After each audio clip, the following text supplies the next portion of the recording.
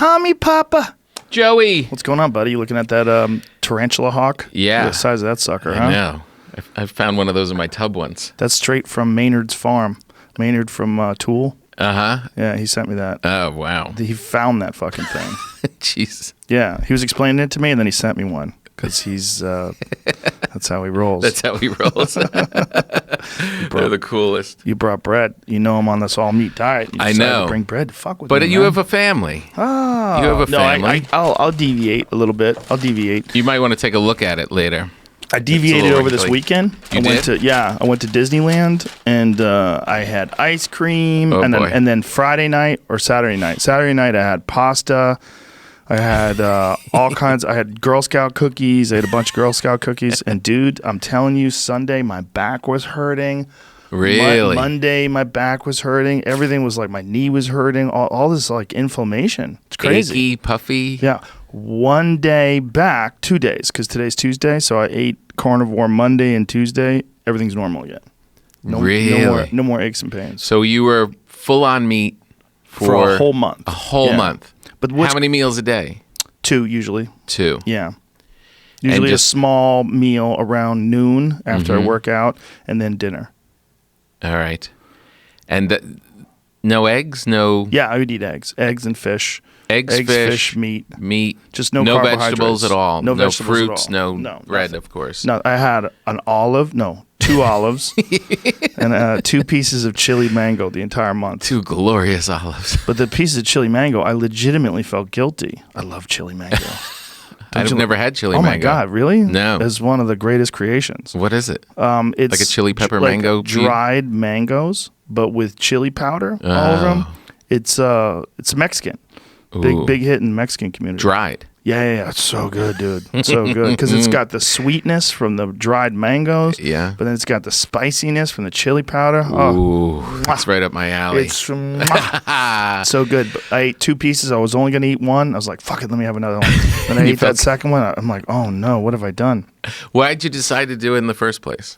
The diet? Yeah. Well, because January is World Carnivore Month, and I know quite a few people that have done it that have had some serious results, and serious results with autoimmune issues too. I have vitiligo, which is an autoimmune disease. It causes you to have these patches where you don't have pigment. Oh, really? And this month I had the best results that I've ever had with vitiligo, like spots It's filling in. transient. It comes and goes. It comes and goes depending upon how well I'm taking care of myself, treatments and stuff like that. But this month, it's I've had all these spots fill in at like a pretty rapid rate. Really? People with eczema have had spectacular results with it. Now, what if you were to suggest to someone who wouldn't eat just meat?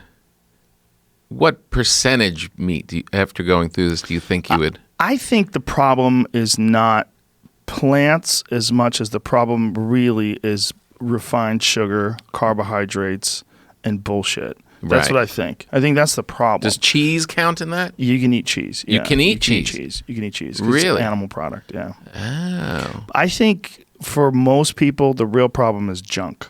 Yeah.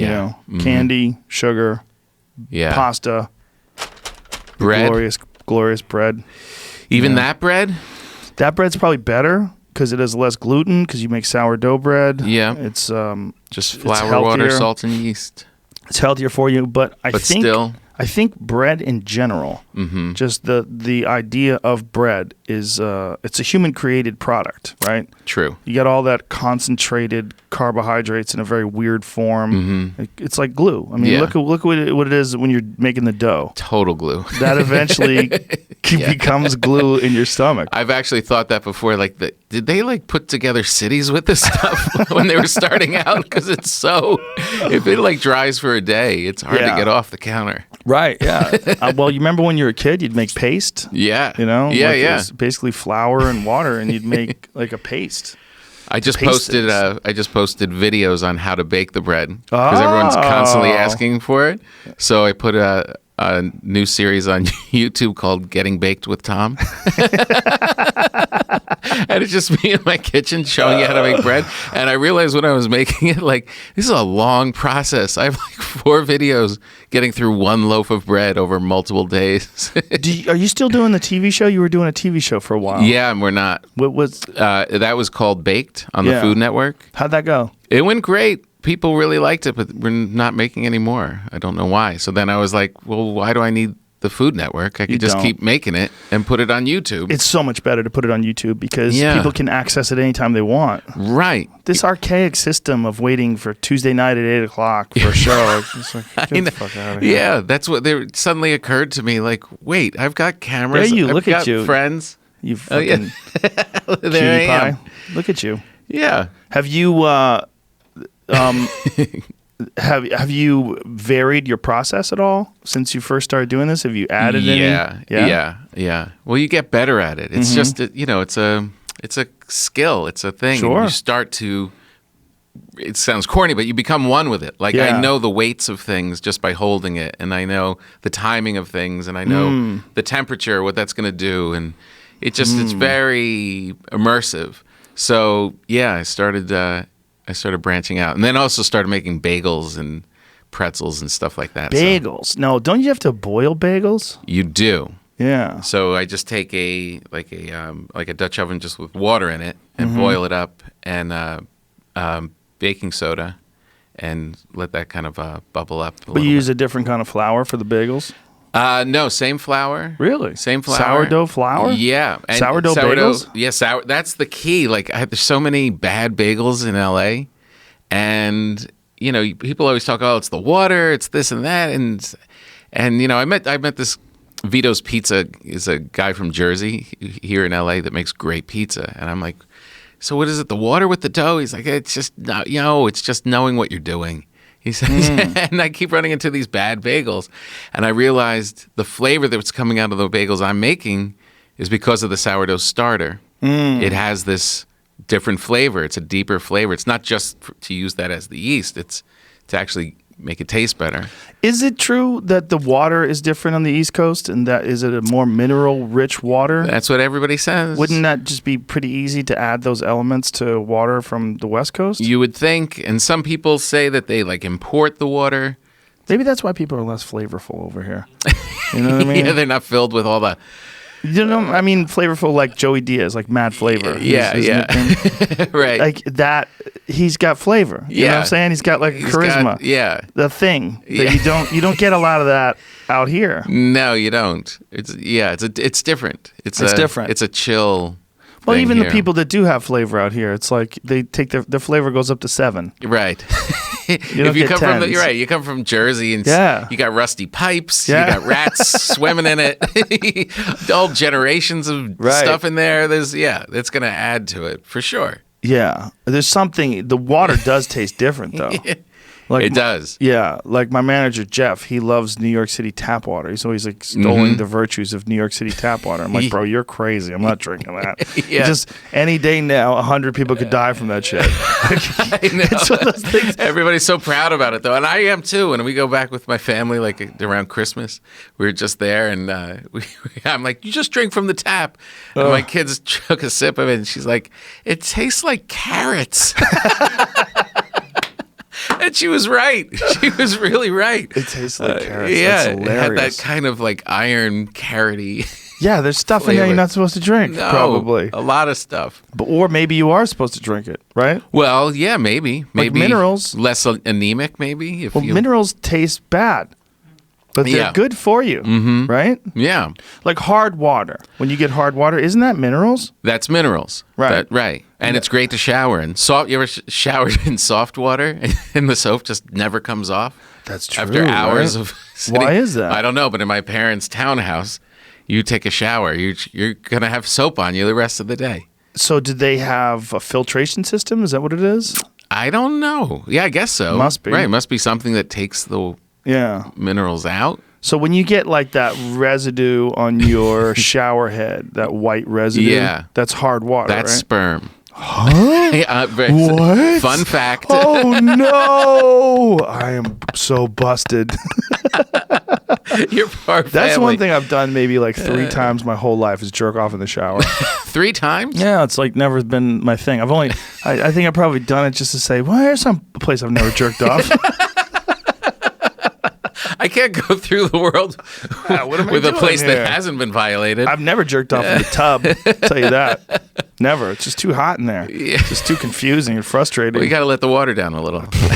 Then you're being a weirdo. That's like those guys who lay in bed to masturbate. They bring a box of tissues and a towel and they set up the fuck like they're going on a date. You're a pervert. What's wrong with you? Right, exactly. Jerking off's supposed to be a maintenance thing. Like you just need it. Yeah. Like, let me just take care of this so I'm not obsessed.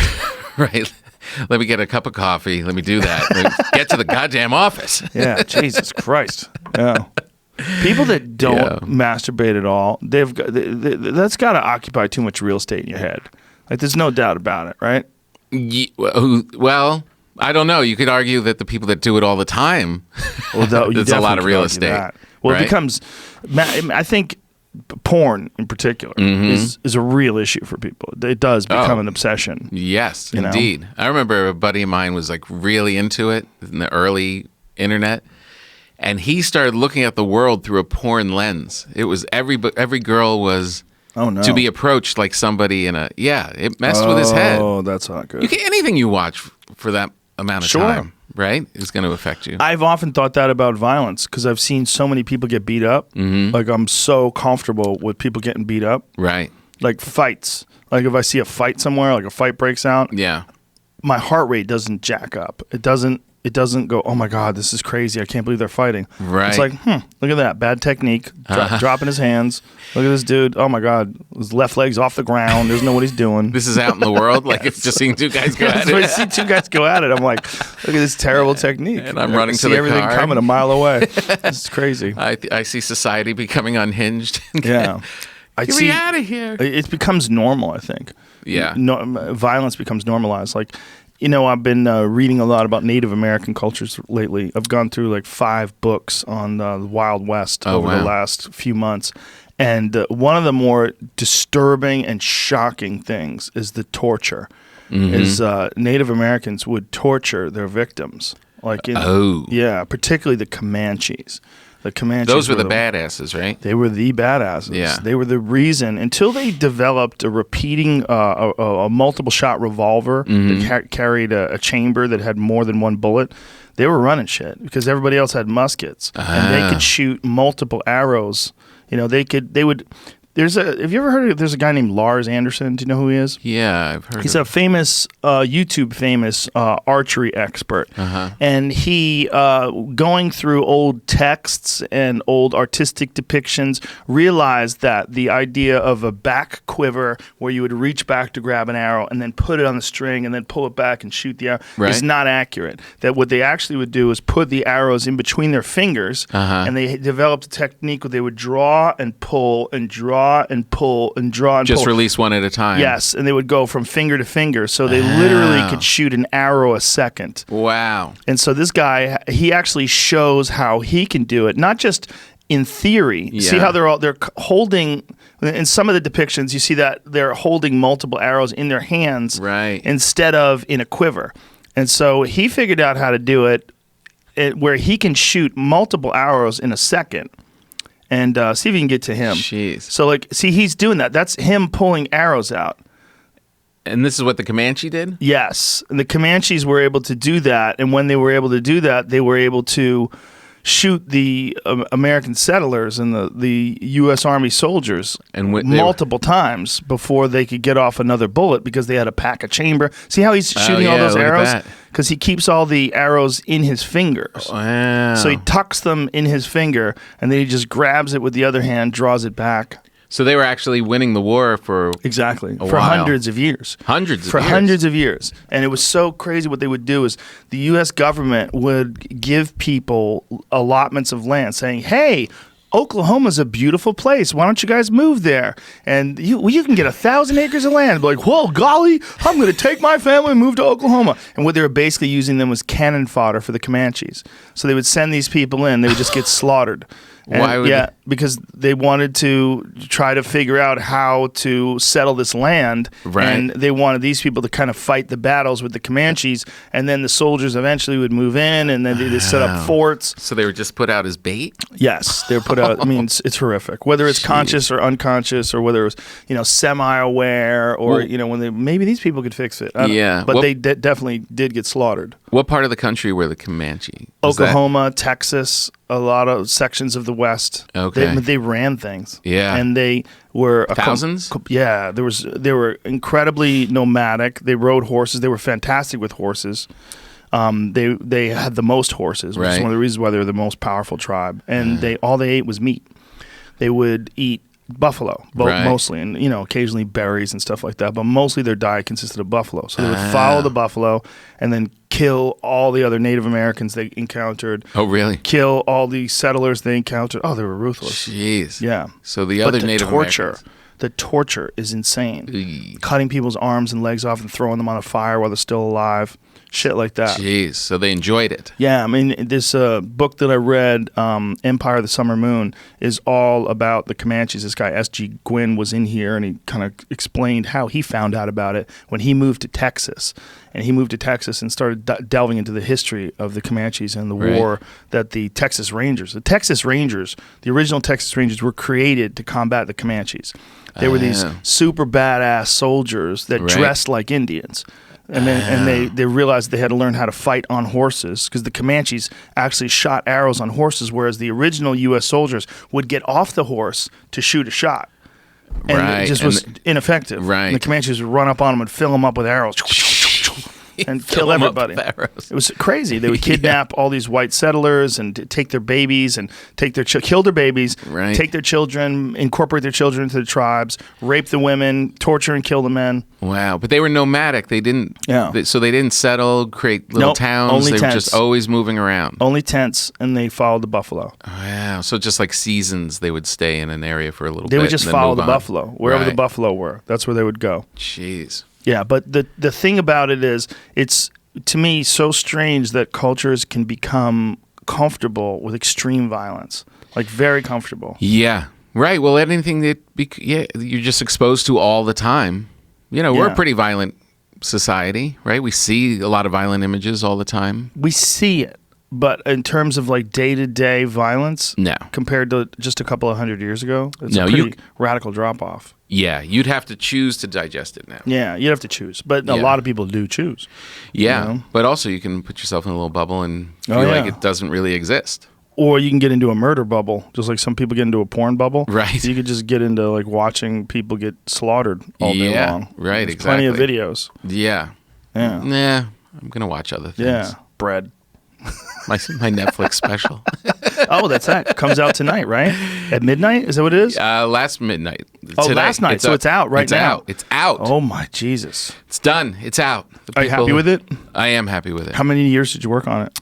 2.5. That's a good number. Yeah. Close to 3. Yeah, that's a good number. Yeah. That seems like to polish an act, get it tight, tour with it a little bit, and then almost get to the point where you're done with it. Yeah. Almost sick of it. Yeah. Where some things started. That's how I can tell when jokes start to peel off because you're not you're done with them. Enthusiastic. Yeah. Yeah. And then other ones. Do you ever have when you get close to taping, all of a sudden something new pops in and makes the lineup?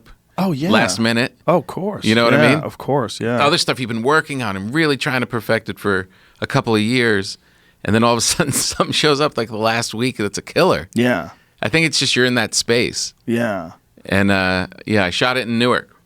Newark? Yeah. Really? Yeah. Why Newark? I'm from Jersey. I'm a Jersey guy. I was born in Newark. Yeah. And I just feel like I just have a real affection for all those great New Jersey cities that have been just destroyed by corruption. Passaic, Patterson, Trenton, Newark. All these great places that were so that what thriving. destroyed them? Yeah. Corruption? Yeah. Well, how did it go Political down? corruption. You know? There's a ton of money in New Jersey. There's a ton of money. People getting taxed like crazy. And then these politicians multiple times going to jail for abusing the system and getting busted and bribery and it's just awful. Just really, and it just became real violent places and people started moving out and I really think it's going to come back. They're just too great. It's like Asbury Park at the Jersey Shore. I used to drive through there, and it was just bombed out, but these great big Victorian homes right on the beach. It's like, how's this place not just kicking ass? And the only way that it ever works, the gay community comes in and says, well, this is nice, and we're going to fix it. Is it the gay community that builds it up? Yeah, that's what they saved. Asbury Park? Asbury Park, absolutely. That's awesome.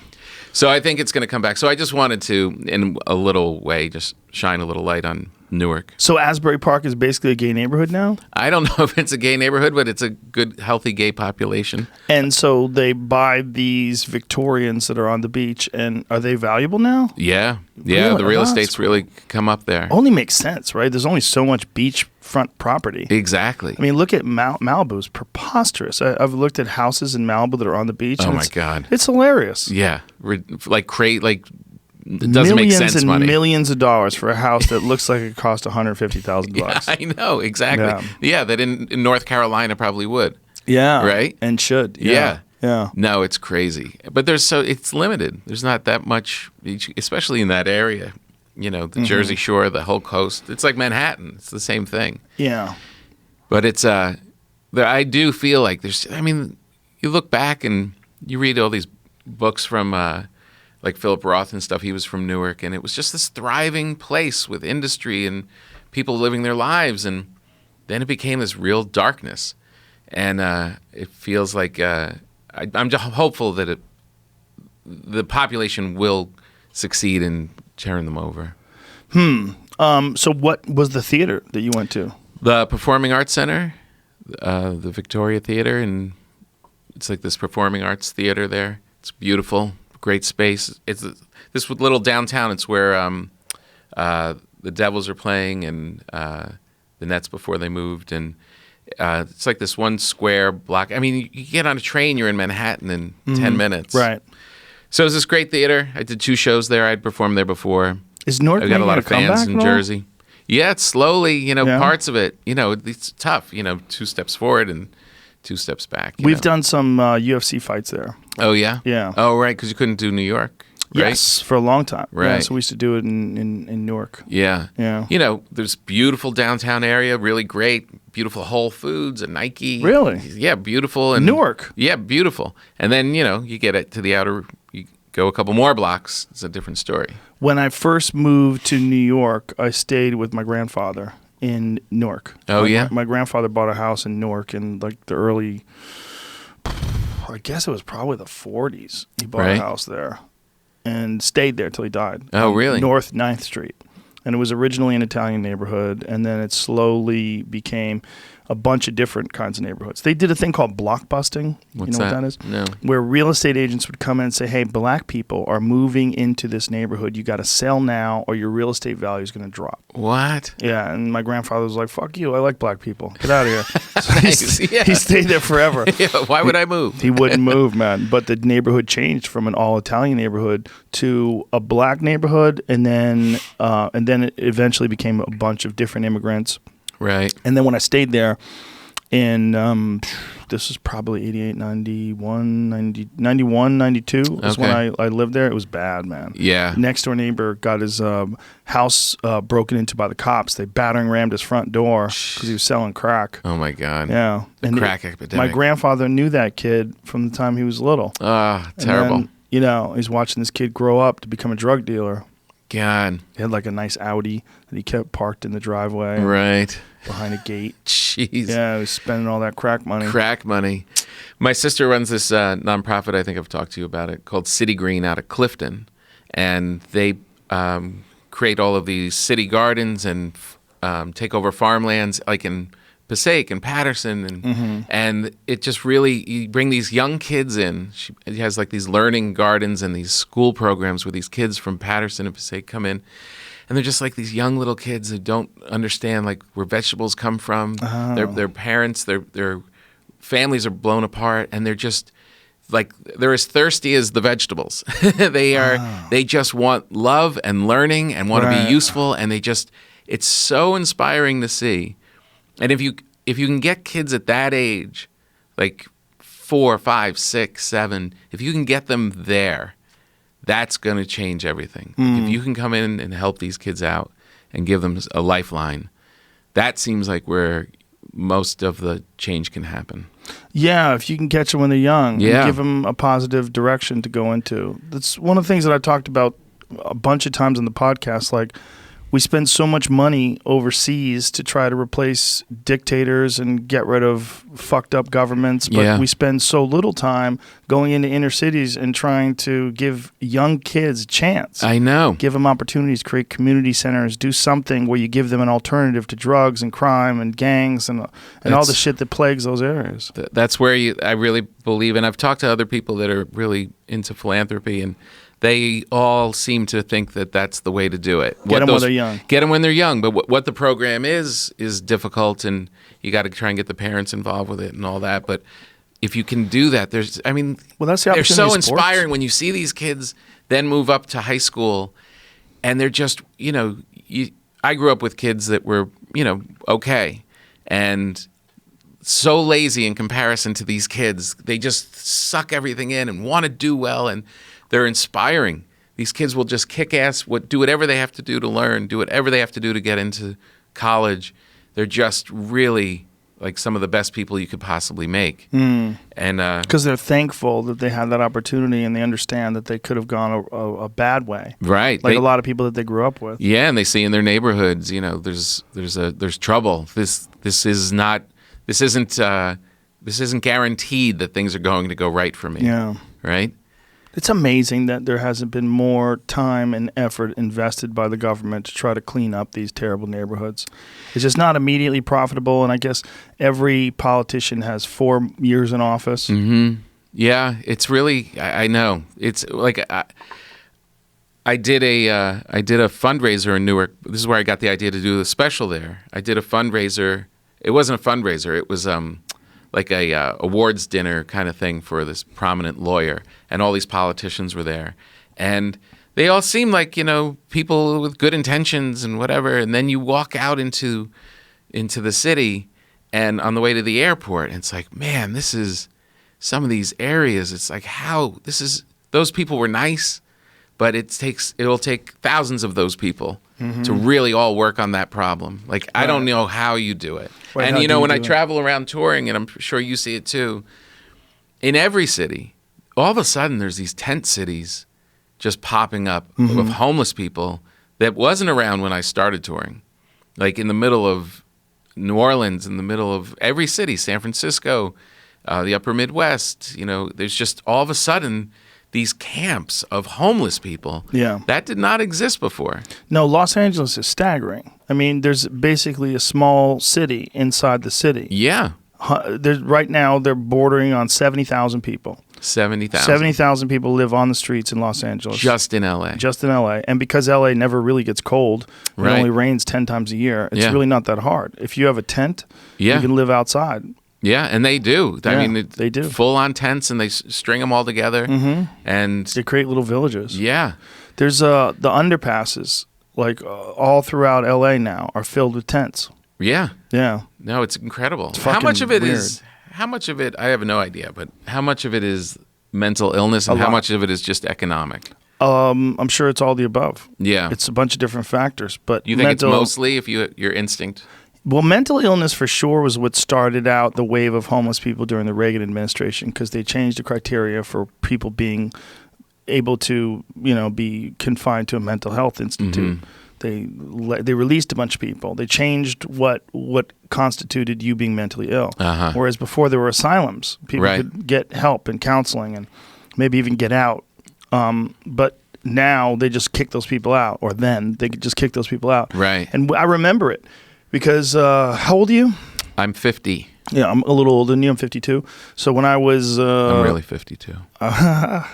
when I was I guess I was like in high school or right after high school when Yeah. Reagan was in office, all that shit was going down and people were freaking out because all of a sudden there was homeless people wandering around the street. Right. And that didn't exist before, and people were really angry. They were like, these are mentally ill people. And now Yeah. they're just wandering. And, I lived in Boston. It was fucking really cold. Yeah. And to see people wandering around Boston. There's definitely always a large portion of people that truly, truly need help. Yeah. Right? It's Yeah. not just that, they're lazy or don't just Oh, go get no. a job. Like major issues, and there needs to be some kind of a safety net to help these people. And you could just see it. I mean, it's so weird to be.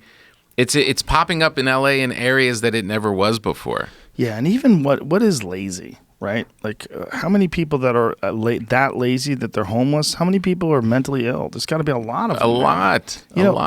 Mental illness is a weird thing, right? Because it's got such a stigma attached to it. But I think what is wellness, right? What's mental wellness? Maintaining a beautiful state of mind, a peaceful, relaxed, calm, thankful, filled with gratitude, loved, happy. That's healthy, right? Mm-hmm.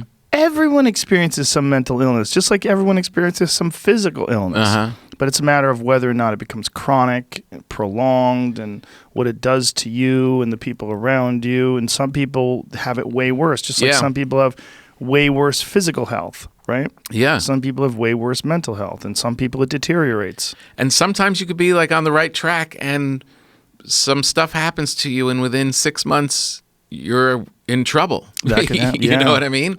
It's a tricky situation to kind of maintain. We're a lot more fragile than we like to pretend we are. Yeah. It's one of the beautiful things about being a comic is that we have a real community. You know, I mean, we have a really beautiful, supportive community of like-minded weirdos. It's really true. It really is true. I know. Like, is there a place that other people get to go to that we get to go to, like the store, where everybody's hugging everybody sees everybody? I know. So friendly. I was thinking about that. I was leaving, and every time you leave a club, whether it's the store or the cellar in New York, everyone's always asking, "Are you going to be here tomorrow? You going to be around? Where are you going? Are you going to be?" Like, everyone cares about. They want to see you again, and they want to know if you're coming back. And I was like, that's such a wonderful thing. Yeah. This isn't an office. This isn't people that are being made to see you every day. Right. But if you're leaving the store and we say goodnight, it's like, are you going to be here tomorrow? Yeah. You know what I mean? It's like, are you coming back to the Playhouse? Yeah. People are looking forward to it. We're real lucky in that regard, because I don't think musicians have a spot like that where they get to go to. They feel isolated if they're not with their band or their family. They're isolated. Yeah, and it's interesting because LA, it's the store's revival, I think, has given it a sense of place. Because coming from New York, I felt when I was out here like, oh, comedians just roll into the Laugh Factory and then they get in their car and they're gone. Like, there's no hangout. Yeah, there's nothing there. Yeah. And the Improv had it for a while, and then they messed with the bar and they moved it to the other side and ruined it. That was such a great place. They ruined it. I know, and it hasn't got its mojo back. How do you get a mojo back? I don't know. Have you ever seen that photo of the Improv where it's Jay Leno? He's got a pipe. Yeah. And he's hanging out in the bar, and everyone's in the bar. The bar's packed with people. I know. And it's this weird sort of photograph of, capturing time. Yeah. And that was what it was like when I first started coming here. There was basically two schools. There was the Improv school, and then there was the Comedy Store school. Right. And then there was the Laugh Factory, was just like the stepchild.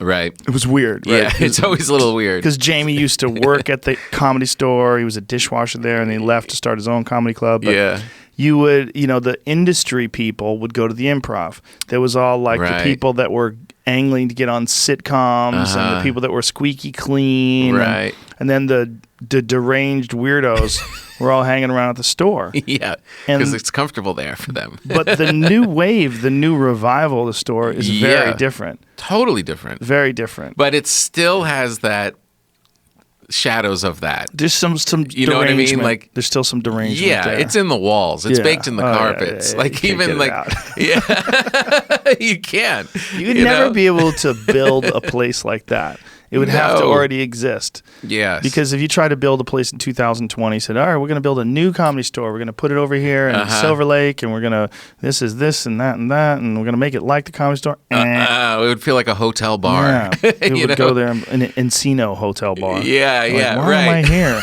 Right.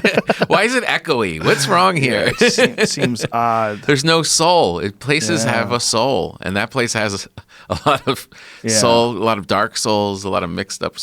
Yeah, that's a weird point of contention with scientists and with people that are open to more weird ideas. Yeah. That things have a feel to them. That things even have a memory to them. Oh yeah, I believe that 100%. I do too, but if you talk to a brilliant scientist, they would dismiss that instantaneously. They think they're all brilliant, but they're not open to everything. They're acting all smart with their little test scores and their lab coats, but walk into an old hotel in Italy and tell me that you don't feel something there, that history. I'm not saying it's all ghosts coming up and giving you belly rubs. but why there's do you something think to that it. they have that dismissive need to be a reductionist, to reduce everything down to its core components and dismiss any soul? It gives you control, right? It gives you an idea that this crazy madness is somehow manageable. Like I do it too in my life. I organize my desk and I get my thing and I get my schedule and okay, everything's okay. This isn't chaos. Yeah. No, we're not all going to be. This isn't completely out of my control. I'm controlling this. At least my pen's over there and my book's over here, right? I would think that that's what it is. And if you can't justify it with facts and numbers, then it doesn't exist. Well, I don't know, because certain places always seem to have a personality, and there's more going on. Just because we haven't figured it out yet doesn't mean that stuff doesn't exist. No, I agree. Even this room, even this place, like you moved here, right? This was the old place was the thing, but this feels different now than when you first showed up. It's got stuff. There's some Weird memories. history There's some here. things have happened. It feels comfortable here. Well, we got this desk too. This is the Wood. same desk from the beginning. This desk is soaked in with people's palm sweat and weirdness and good feelings and weird feelings. Yeah, and Yeah. and it wouldn't have come from something that wasn't wood. Yeah, no, I agree. And this is also reclaimed farmhouse wood. Yeah. Yeah, this is all from some Russian farm. This is all reclaimed oak. All this shit is like 100 years old. Wow. Yeah. From where? Russia. We decided to get this wood. One of the things when I was building this, I said, can we get wood that's old? Yeah. And so we figured out that there was ways that you could get like really old oak. And so Eric, the guy who made all this, got this really old Russian oak and cut it all down and trimmed it, and Right. everything's all it's like got cracks in it, and it's expanded, and It has personality. it's alive. Yeah, it's Well, alive. if it's not alive, I mean it's organic. That's probably the best Right. way to describe it. Yeah. No, that it has a difference. And then, if you want to go further and talk about the ghosts that show up, there's definitely ghosts too. Did I ever show you the picture of my ghost? You have a picture of a ghost? Didn't I show you that? I don't. Did I ever show you that, Jamie? I don't think so. No? You have a ghost? I have a ghost. Where? Your house? I apologize if I'm repeating myself. I But don't know if you are. I don't remember the All story. right. But I'm. I got one of those Nest cameras. Oh, the Nest cameras captured a ghost. And I was at the Comedy Works in Denver. And the ghost And comes I- with you I to got- Denver? He opens for me. You want an opener that you can trust. Yeah. And I got an alert on my email the first time, like if it senses movement, it alerts you. And I open it up, and there's my dog, Bella, just in the thing. I'm like, this is so cool. I'm just like, I'm in Denver, and I'm looking at my office. And I thought, wouldn't that be a cool beginning of a horror movie if you get an alert on your phone, and back at home there's a guy just staring in the camera of Ooh, Jesus right? Christ. That's a good premise for a movie. So then as I'm saying that to my opening act, who wasn't a ghost, I get another alert, and then this comes up. Oh yeah, you can see it up there. I Okay. posted it. Why do you have a picture of Chris D'Elia on your wall? He's obsessed with Chris D'Elia. We just found out. Look at that, bro. That's D'Elia. Chris, keep away from Tom. Something you might not know. I love D'Elia, but that's George Carlin. That's a man with a wrench. Yeah, or a man in a trench coat with an Uzi. This is 10 o'clock at night. The only people home are my wife and my daughter. This is on the second floor. There is no shadow coming in the thing. It's a ghost. That's a legit You don't think ghost. that's a person? That's not a person. For sure. My wife is the only one in the house. And you think that's a gun in his hand? Could be a clipboard. Maybe he's just a really annoying surveyor from the dead. He's looking I just at like a few moments of your time to fill out this report. Did you have video of it? Was it moving or something? No, but I have a video of another thing in the same office, which I could show you. This is weird. Yeah. It looks way different in this picture when it's small than it does when it's large. Which is scarier. When it's large, it looks more like a person. Can you make it even bigger, Jamie? Can you make his image larger? I have a ghost in my house, and then we hear things. Yeah, see, it seems like, the light is behind him, right? Like the outside right edge of it is sort of highlighted, like there's a light behind him. Mm-hmm. Doesn't look like a gun, though. It is weird. I mean, it could be a gun. And then I got this video. Could be a Sawzall. Calling for bread. Over here, ready to He's saw looking for some bread. Yeah. He's got a big serrated, big bread He's knife. got electric serrated chef's knife. Here, chop up some bread, bro. So, have you ever had an experience that you could say you think is probably a ghost cause that? Everybody in the house has had a little something. Is your house old? It's not old. How old but is like it? Poltergeist. Right, it's over an Indian burial ground. You never know. Dun, dun, dun. You never know. What? Look at this video in the same office from the nest. You got a video? Let me see what's going on. What am I looking at here? Did the thing move? No. Can you press play again? Okay. Same camera. What's that? It's a bug, bro. It's a bug? 100%. That's a bug. How do you know that's a bug? Because it's a bug. It's moving in Look front how of the it's- camera. It it's- flies around. It's doing loop-de-loops. Dude, that's a bug. It's probably a moth. Oh my God, you're a little fruitcake. I'm You're not a crazy person. That's no bug. You're a crazy person. Look how it's sailing. Is that what they call? Is a fruitcake? Fruitcake is not. That's a gay person. That's a gay person. But you can call someone a fruitcake if they're nuts too, right? Isn't it? Yeah, nuttier than a fruitcake. Yeah. Look how that goes. That's no Bro, bug. get the fuck Look at out of that. here. That is 100% a Woo! bug. You're out of your mind. That's a bug. Do you want to see? James? I would bet everything. Airdrop it to me real quick. All right, Dude, I'll airdrop yeah, it to you. I would be all in that that's a bug. All right. That's not a ghost. It's Tinkerbell. That's what it is. Your house is invaded by fairies. But that ghost, I believe in ghosts. Really? And yeah, I do. And then my wife, we've all had little things go on in the house. Like what kind of little things? My wife thought someone was standing right behind her. She's doing the laundry. She thought it was it my you? daughter, and turned, and there was. Oh, that's a bug.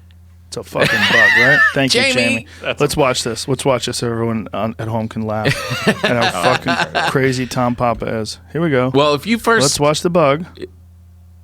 Oh, look. Oh, a yeah. fucking bug. A flat paper Just piece shut of your paper. mouth. Oh, No. all bugs look like a fortune cookie. Dude, it's a bug. Listen to me. There's a thing that I got sucked What into. bugs? Stop it. Any bug. That's a a bug. video artifact. It's because it's moving very fast in front of the screen. There's a precedent to this. You have Okay. a low resolution camera that's in front of your desk. Yes. Right? This is a security camera, low resolution, doesn't take a lot of frames per second. The reason why it's so elongated is because it's passing by this camera and the thing is taking multiple exposures Okay. while it moves through. There's a thing called is that George Carlin behind your desk? Is that what it is? Yeah, that's the D'Elia. That's the Chris D'Elia. It moved to the other side It's now. George Carlin. Is that who it actually is? That's George Carlin. That's pretty cool. You got that of your desk. Yeah. There's a thing called Roswell rods. See how it looks all long like that? Uh-huh. And Roswell rods, there was this guy Okay. that me and Eddie Bravo back in the smoke too much weed every day days, we were convinced that there were these things that were moving too fast for the human eye to see. And there's gelatinous jellyfish-like creatures that are shaped like a tube. Where'd you how get they this look? idea? See how they look? See those things? Yeah. Yeah. Where'd you get the idea? You'd Well, seen I'd it? seen a video. See that one, that black and white one where it showed right above your cursor, Jamie, to the right there. Click on that one. Yeah. That sort of iconic image of the Roswell rod had me convinced, like, oh my God, there's these things in the sky. And the only way you could capture them was with video cameras. So they'd set these video cameras up, and they would get these things on video. Yeah. And this guy made this documentary, I think a couple of documentaries. I think if you go to roswellrods.com, he's got a whole website dedicated to it. Yeah. It is nothing but a video artifact. Once there's a show called one of those monster shows, fucking one of those History Channel shows or Discovery Channel shows. Yeah. And they solved the mystery. They set up 2 cameras in front of this fireplace or in front of this campfire. Yeah. One of them, was it a campfire? No. I think it was actually a lantern, whatever it was. They set up these 2 cameras. One of them was standard resolution, and the other one was HD. So one of them captured multiple frames per second, like many, many, many frames per second, very high resolution. And in that one, you clearly see bugs. Clearly, you see a bug. You see a bug, a very easily defined bug. In the other one, that's low resolution and it doesn't capture as many frames per second, all those images are stretched out, and it looks like tubes. So in the exact same place at the exact same time with 2 cameras right next to each other, you get 2 very different images. One of them is all stretched out from the low resolution camera like your security camera. The other one is high resolution, and you can see it's clearly a bug. I guarantee you 1,000,000% that is a fucking bug. All right, I'll buy that one. See if you can find that. I'm Jamie. convinced. But that other one. Well, you're I'm looking at a ghost lover, bro. I am a ghost lover. I love all of it. I love being in a spooky old house, a nice old church, theaters. The Comedy Store belly room scares me sometimes. Yeah. I've taken people up there. I go, just stand here and tell me if you don't feel weird. In the belly room. There's something about the belly room. When you go above those stairs, it's just like there's something about that room, especially when there's no show going on. It just feels like your body's telling you, get the fuck out of here. Right? Let's get out of here. So what is that? You're a bitch. You're in the stairs, not me. I'm a bitch. Me, I'm a bitch. I'm talking to myself. With the back one, off the main room, the dressing area, whenever you're back there by yourself, that's a weird feeling. That's a sketchy spot. Yeah, that's a really weird feeling. Isn't that where Kinnison said he saw like a... Didn't he see like a quarter move in the air or something? He ate a pound of cocaine that night. that guy snorted so much coke. Who the fuck knows what he saw? Yeah, he's not a good scientist. Well, Carl LeBeau, who was Kinnison's sidekick, had a great story about getting kicked out of the Comedy Store. And he told it on stage one night that he got kicked out, not of the Comedy Store, kicked out of his home. Got in a fight with his wife. Get out, fuck you. I'm going to the goddamn Comedy Store. Yeah. So he went to the Comedy Store because I think he was working security at the store, so he had keys. Yeah. So he said, I'm going to sleep on this stage. I'm going to make it one day. I'm going to be a big famous comedian. This is my fucking stage. I'm going to sleep here. So he slept there in the dark. Main room, in the dark. And he hears something in the background. And he hears like a door, like click, click. And he like picks his head up, pitch black, can't see shit. Hello? It's Carl. Hey, I got kicked out of my house. I'm sleeping here. If anybody's here wondering. And then he hears chairs moving. Clink, clink, clink, clink. And he's like, what the fuck is going on? Hello? And then something grabs him by the ankle and pulls him off the stage into the crowd, into where the seats are, crashing into the chairs. And then, boom, the door shuts. And boom, another door shuts. And it's gone. And he's laying on the ground in the middle of the main room with a bunch of knocked over chairs. Something had grabbed his ankle and pulled him off the stage. Or he did a lot of coke with Kinnison. He was, right? He was another one. Yeah. But it's a great story. That is a great story. He told it on stage one night at the store. I was like, holy shit, this is amazing. That's a good question. I've never asked the audience if they feel weird in there. No, I don't think they do. They're drunk. They're drunk and they're watching a show. They're having a good time. Yeah, they're having fun. They're there for fun. The basement feels weird. You had such a funny... I saw you like a week ago working stuff out on the main stage. That whole thing about back of the hand. Oh, yeah. Don't talk it. Don't give up my material. I won't. I know. Yeah, working that. But so that whole area was so funny. Oh, thank you. Thank you. It's the most rewarding feeling ever when you have a chunk and it's just like becomes something over time. Because in the beginning it's like a miracle. it's like a plant. I know, right? In the beginning, it's like a couple of leaves and a stick, and it's like, okay, I hope this fucking becomes a tree. Yeah, exactly. And now it's like a tree. Yeah. Now it's got branches, and you can hang from it. Yeah, and like branches, it goes off in these different places. So fun. Yeah, it was it's- fun to watch. I can't imagine not doing that. Yeah. Comedy's it's the most fun thing to do. I know. Well, you get addicted to it too. When you don't do it, you start feeling like a weirdo. Oh yeah.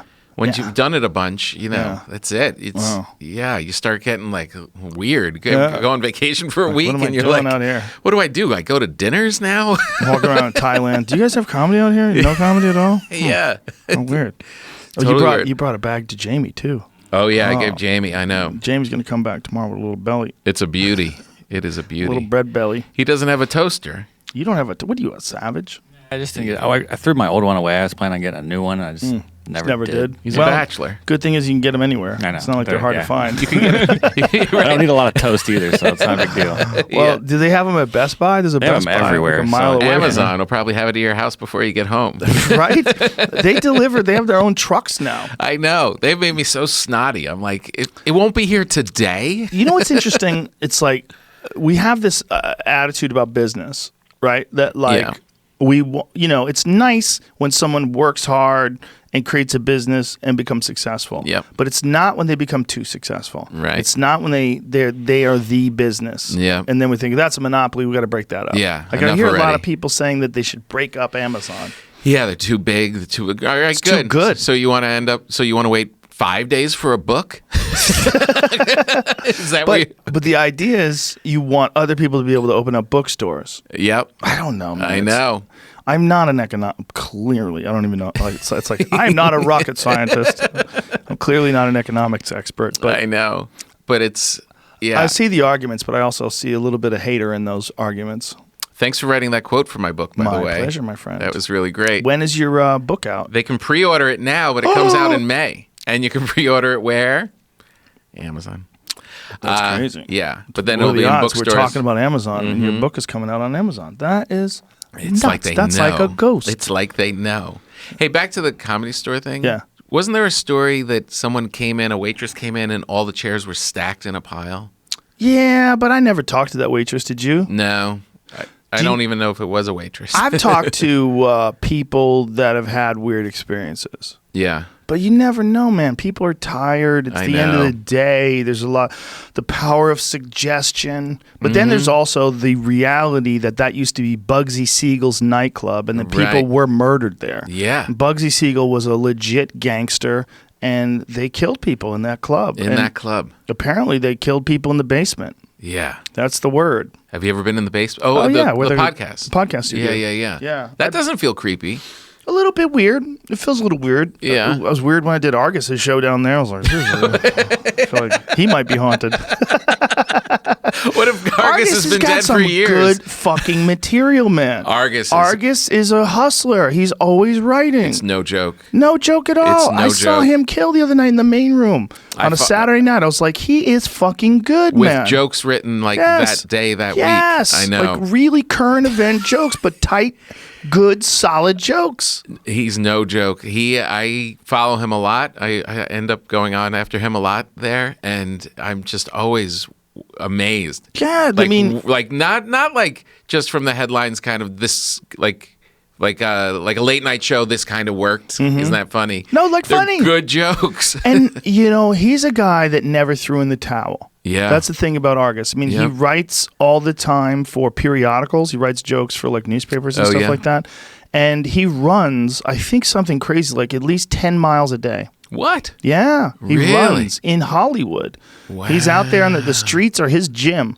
He gets out there. Really? Yeah, we were hanging around the store one night, and Argus pulled in with fucking sweatpants on, all sweaty and shit. I go, "What are you doing?" "Well, I'm just getting back from a run."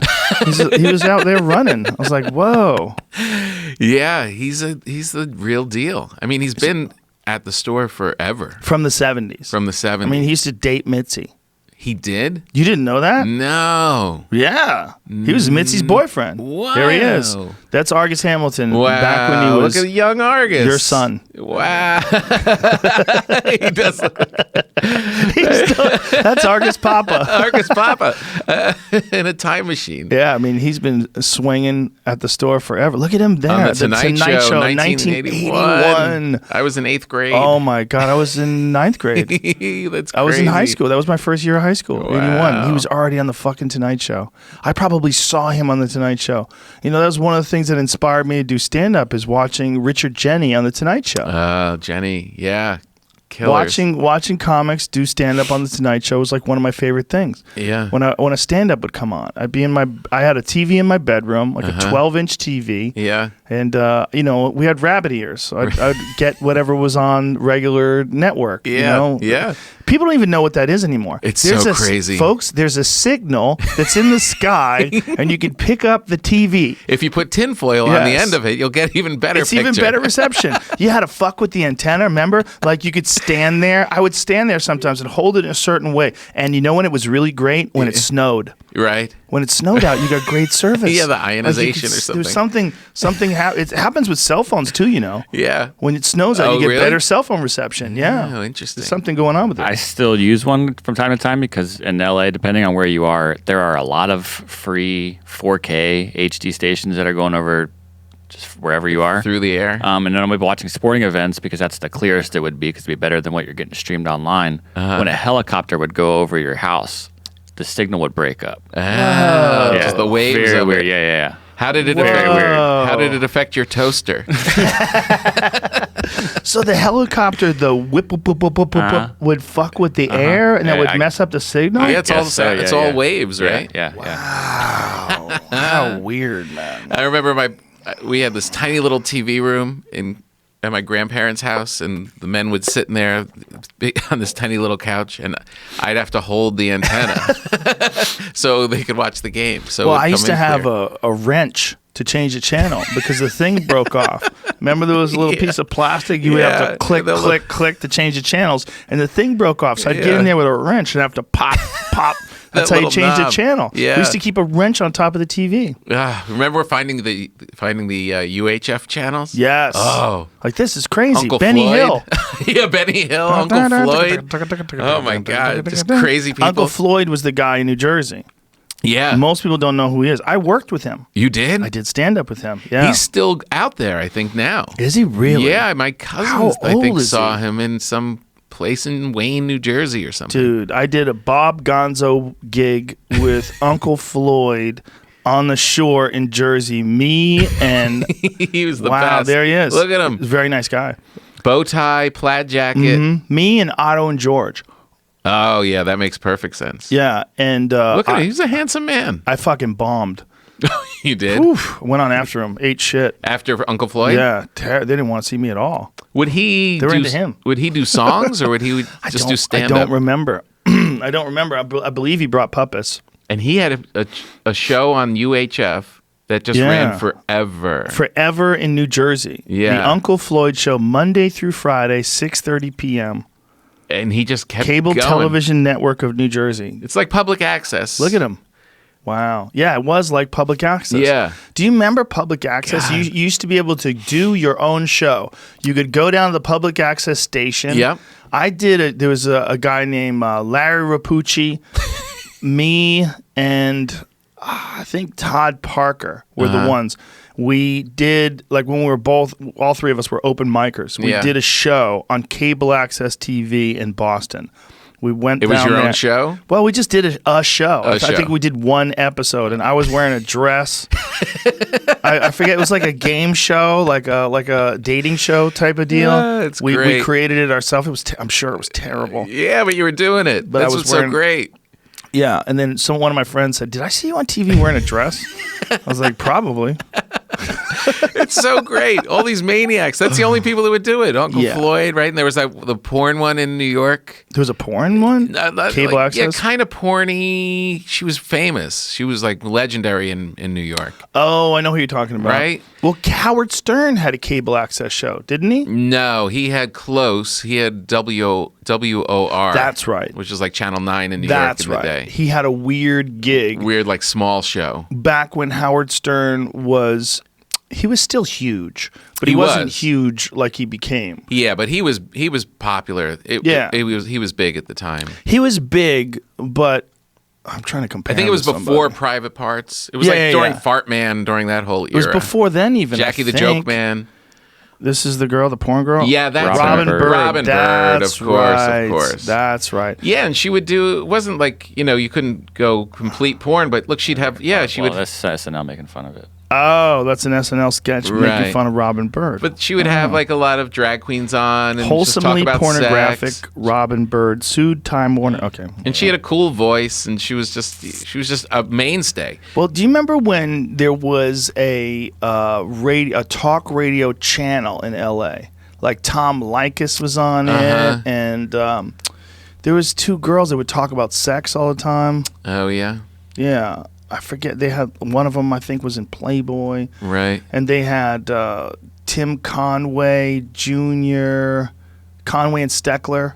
Remember? I don't remember this. that? No. Yeah, man, there was a channel, an all-talk radio channel. And this was in the 90s, I remember, because I would listen to it when I was on the way to news radio. I would listen to the radio when I was on the way to the set. Right. To the set. Yeah, yeah. At sunset Like in the morning? and Gower. Yeah. Right. And in the afternoon when I was coming home.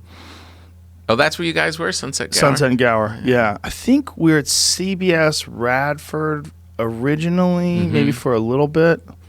Right. I did Hardball at CBS Radford, and then Sunset and Gower. Right. I remember looking at all those other shows, like real shows, like, God, Yeah. I wish I was on Friends. You know, I know. everybody has envy. It's funny. Always. You're on a network show and thinking, dude. if only I could be over there. And to this day, it's one of my fondest memories. But Yeah. there was a time I remember we were all sitting around the set, and we kept getting moved. We got moved no less than 9 times over the course of 5 years. 9 times. Yeah, we just kept getting moved. See, the thing is with shows back then in particular, Yeah. it all is about who owns the show. Okay, if NBC owns the show, and then you're golden. They're going to put you in the great spot and hook you up. And, on their network. yeah, they're going Right. to put you like right after Friends or right after Seinfeld. Yeah. That was the sweet. Yeah. That was the Thursday night was the sweet spot, baby. They used to call it the hammock spot, right? Between yeah. Friends and Seinfeld. Well, yeah. Some people would call it that, and it was.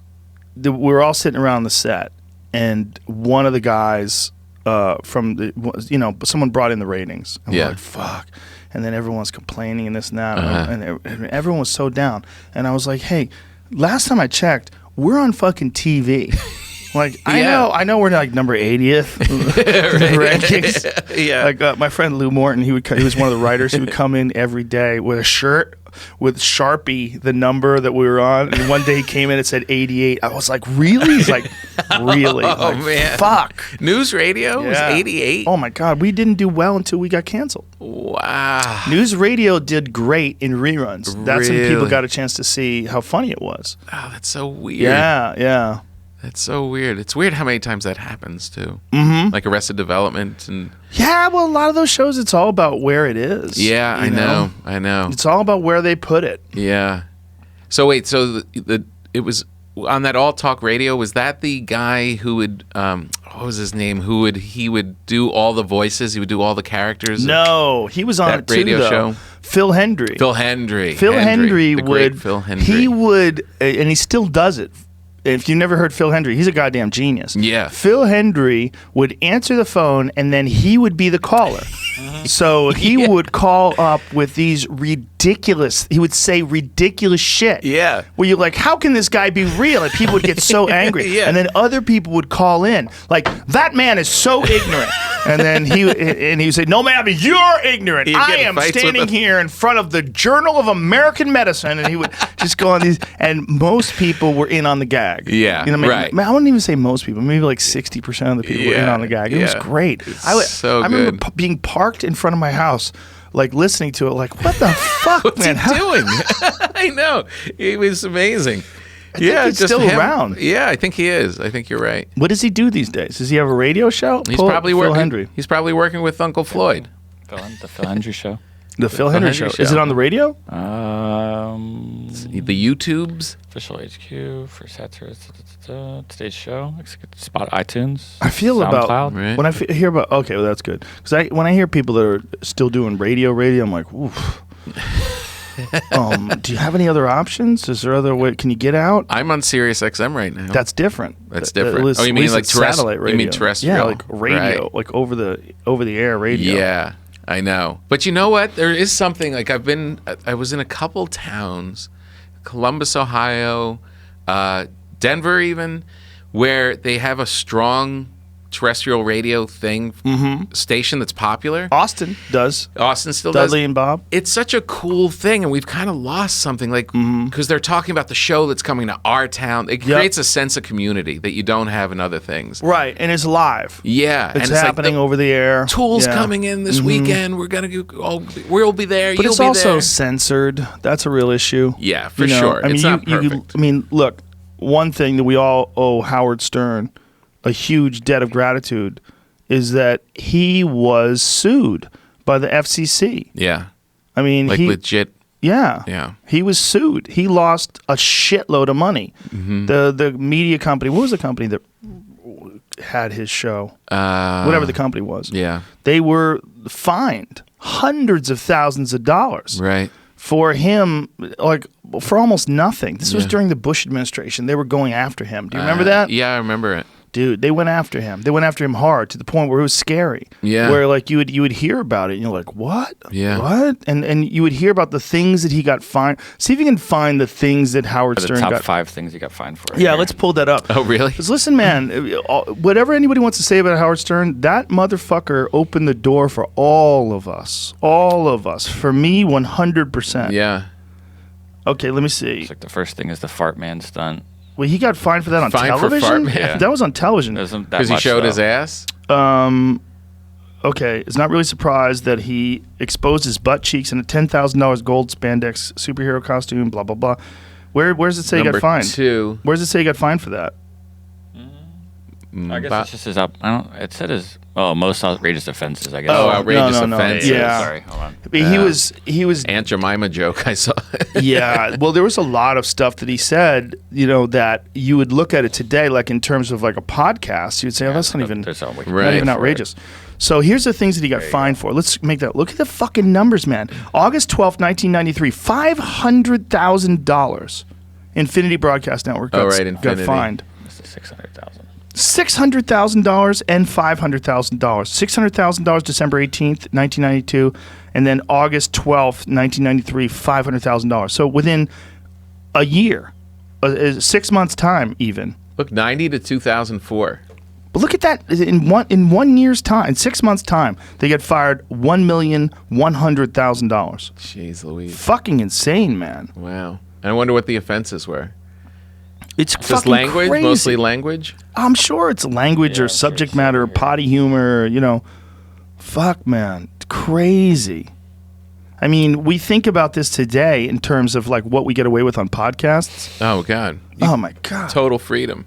Total freedom, and I think a lot of that was open. That door was open because of Howard Stern. What does it say that? It says, playing the piano with his penis. She recorded the Chris. Okay, let me read this. JFK FM in Washington, D.C. became the third Infinity station to air the Howard Stern Show in 1988. 2 months later, Ann Stallmel of New Jersey mistakenly tuned her radio to hear Stern talk about having naked women in for an upcoming show. She recorded this fucking snitch. She recorded the Christmas party broadcast on December 16th that featured a man playing the piano with his penis, a choir singing about gay sex to the tune of White Christmas, and women being hypnotized to achieve orgasm. Under the referral of her senator, this fucking crazy lady called a senator and congressman, Stummel filed a complaint with transcripts and a tape of the program. The FCC reviewed the evidence and asked Infinity in October 1989 for an explanation, as the material, in quotes, may have violated federal law by including indecent programming during daytime hours. Isn't that funny? Like at nighttime, it's okay to get naughty. Yeah. Karmazin argued that the term patently offensive in its new ruling was vague, and that the sexual references cited were no more offensive than daytime television shows Geraldo and Donahue, which use similar terms without repercussions. Sure. His response was later rejected. FCC. Yeah, so they I started would- finding him back then in '88. I would Fucking crazy. imagine that for terrestrial radio, a lot of that still holds, right? I Don't bet think? you could get away with a lot more now. Yeah. And because of him. Yeah. Because of Howard Stern, because of look, and he was under the gun, man. And he stuck to his guns. Yeah. He kept doing the same program. I mean, it's a vastly different program now, and people criticize him because of that, but look, he's a different person. Yeah. He shouldn't have to do that old show. No, he should do whatever he wants. Right. That's who he is now. Right, exactly. You know? But I work for NPR. I do this Live from Here, which was Prairie Home Companion, Mm-hmm. and I do this thing on that show. And they have comedians on once in a while, and they have musicians, and they are really strict. When a comic is about to go out there, he's told 20 times what he can and can't say, and it's like really, really, really strict. And if you violate it, if you say the wrong thing, they get a fine for every station that it airs on throughout the network. Oh, Jesus. Yeah, So, so if they have you- 100 stations, there's 100 fines. Yes, exactly. It's still really serious, and that's Censorship. 6 o'clock in the evening in the East Coast. It's so ridiculous. It's, look, I get it if you have a program and it's a rated PG program and, this is the way you want it because it's for kids and it's for Right. families and stuff like that. But for the government to step in, it's ridiculous. Yeah. It really is ridiculous. And the fact that this was, that people had to endure this for so long. Right. I mean, like before Howard Stern, people have to realize there was no one. There was no one like that. There was Right. Don Imus, who Yeah. was kind of controversial in some ways. Yeah, he was. And then Stern, who is just a totally different animal. Yeah, yeah, He opened the door for podcasts, for sure. yeah. All these outrageous people doing podcasts, he made the roadmap. Right. Yeah. 100%. Well, it showed you you can come over to this side of the street and no one's going to mess with you.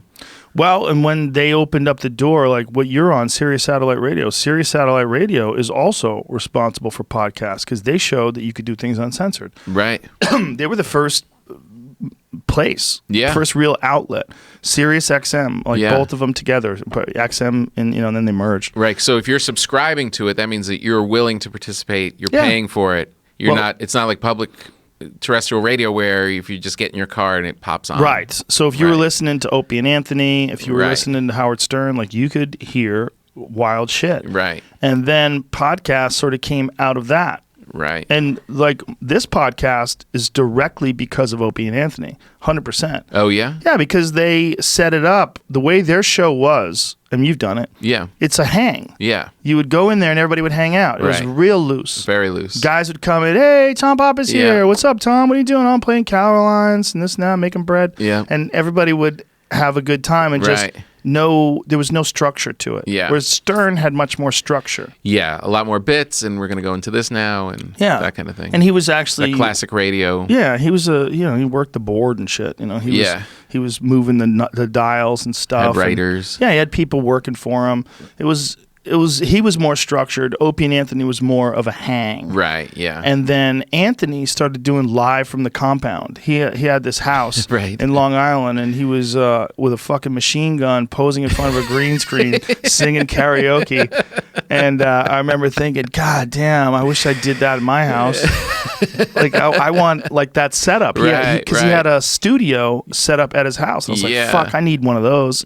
Because he Right. could just anytime he wanted just go live and start talking about things. Right. And it would stream on, and the internet was not that good back then. Yeah. Right. Yeah. All this happened like Just starting. yeah, I think he was doing it in like 2006 or something. While he like was that. still on the show. On Yeah, the yeah, air. yeah. Right, And they were right. giving him a hard time about it. Right. They were telling him you can't do that, and he was like, "But it only gets more people to listen to the radio show. Right. It's not going to take anything away from the radio show." Yeah. Yeah. Which I definitely agree with. They got fired, right? When Bunch of times. with that church thing. Yeah, right? yeah. With St. Patrick's Yeah, Cathedral. Norton was just here. Yeah, he was. Yeah, yeah, Oh, yeah. that's great. I He was just the had last dinner with him. guest. Oh yeah, I love him. He's the best. He's the best. He's so He's quick. such a maniac. He's so funny. He's hilarious. Oh God, But yeah, they got fired, and then he realized how quickly everything can go away because he was like, "Fuck, I was out of money." And I think they were fired for like 2 years. yeah, They couldn't be in the air in 2 years. that's right. And so then they went to Sirius. Right. And they got hired by Sirius, and then you know, And they had that thing where they would do both at the same time, Mm-hmm. right? They started with Sirius, but they were back on terrestrial. And remember, they would do the walk. I did it with them. Yeah, you do the walk. You do the walk.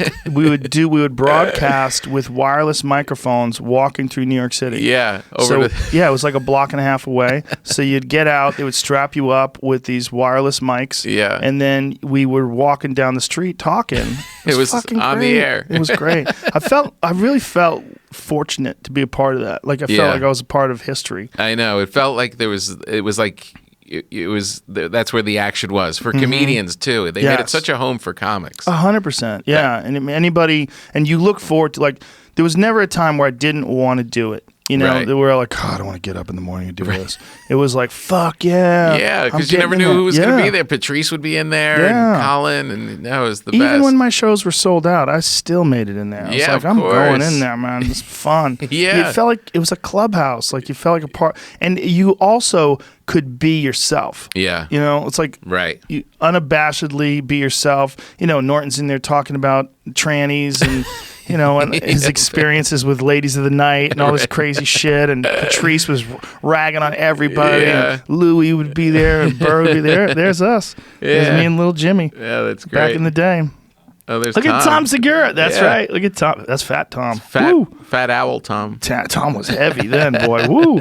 And that was when we were 2005, it looks like. I was said that you were talking about the Silva leg break in this. Oh, it's not- okay. So that was later than Right. that. Yeah. Yeah, because Yeah. that's not the XM studio, Wasn't? isn't it? I don't know.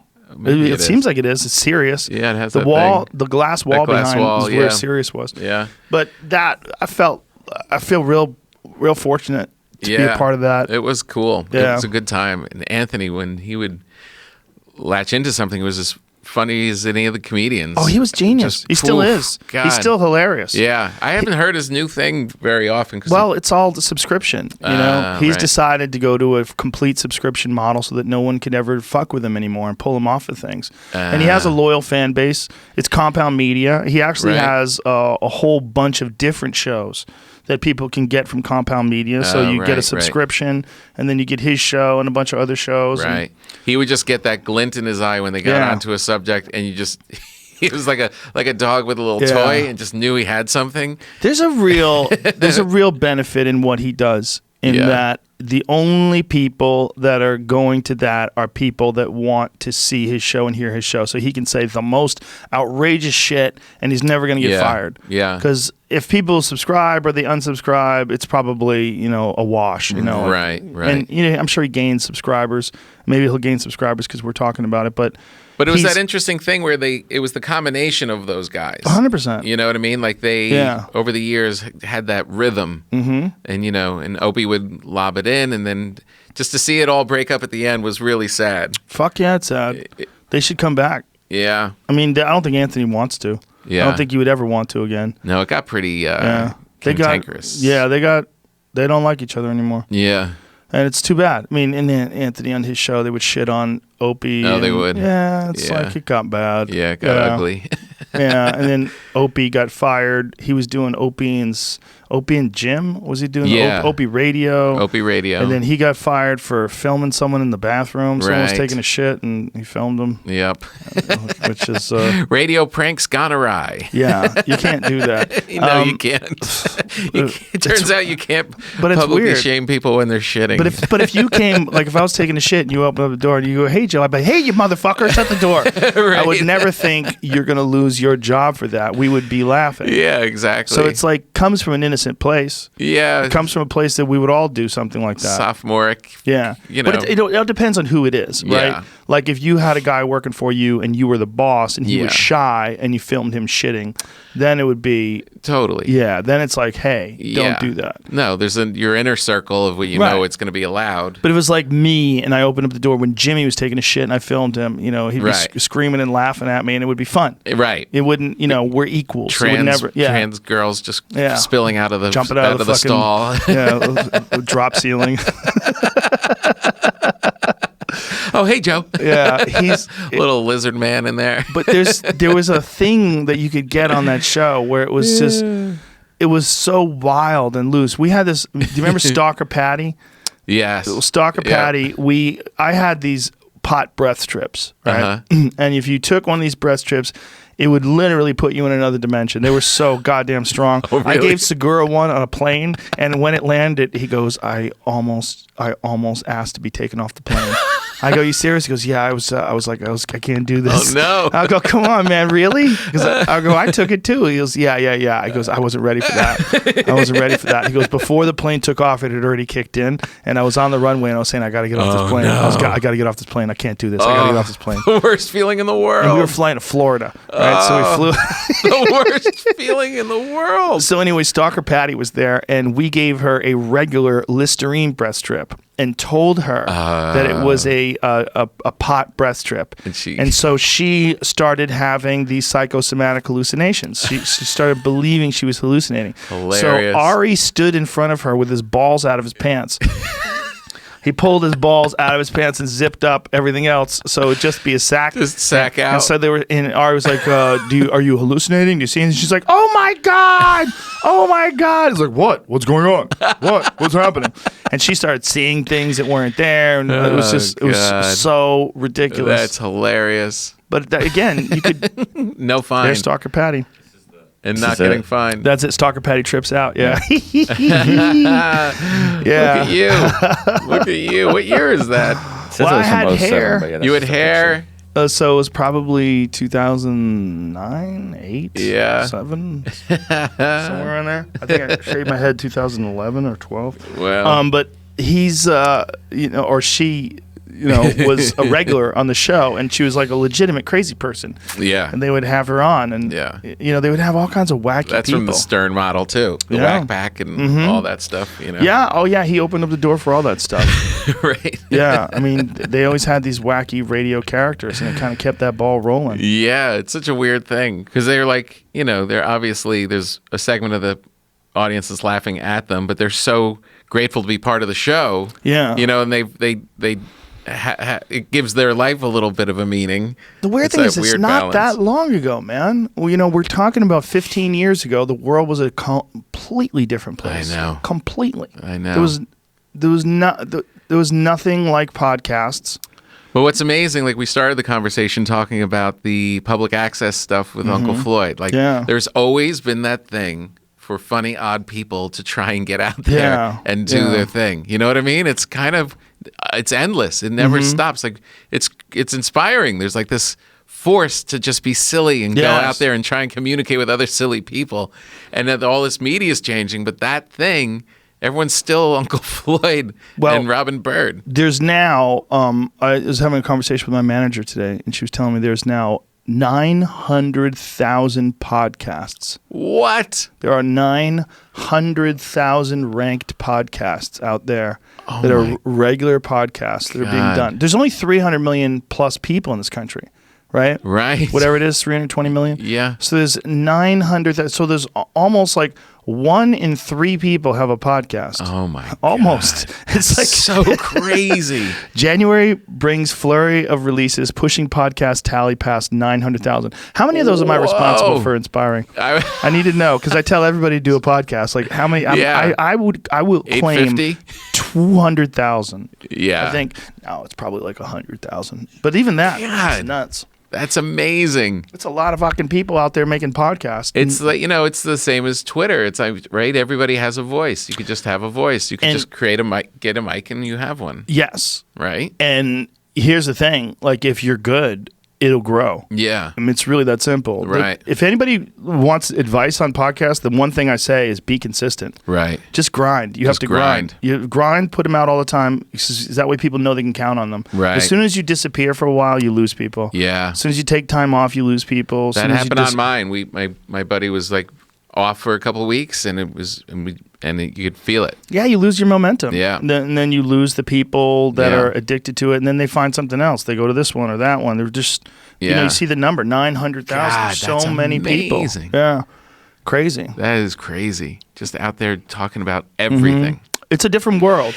And you can use that world in a beneficial way. Like, people get things out of it. Like, in this podcast, for sure. I've had so many interviews with inspirational people. I know. People like David Goggins and Cam Haines and all these folks that have really inspired people to change their life. Jordan Peterson. Yeah. I mean, so many people I know. that have inspired people to take chances and change their lives. Don't you feel like we're in this cultural moment where people are actively trying to go further? Like Yes. we're always doing that, right? We're always progressing as a Yes. species. We're always doing that. But it seems like there's a bump right now. Like Yes. there's an acceleration Yes. happening where people are really not only thirsty for it, but also participating in it. For sure. And you can only think it's gonna leap us further a lot quicker. Well, it's definitely opening up conversations that people wouldn't have normally had, and it's one of the reasons why it's so valuable right now is because this is a weird time for humans communicating, because so many people are communicating electronically. Yeah. So many people are sending text messages and emails and not talking to each other for long periods of time face to face. Yeah. Like you and I have been friends for years, but Yeah. our biggest conversations we have are on this podcast. For sure.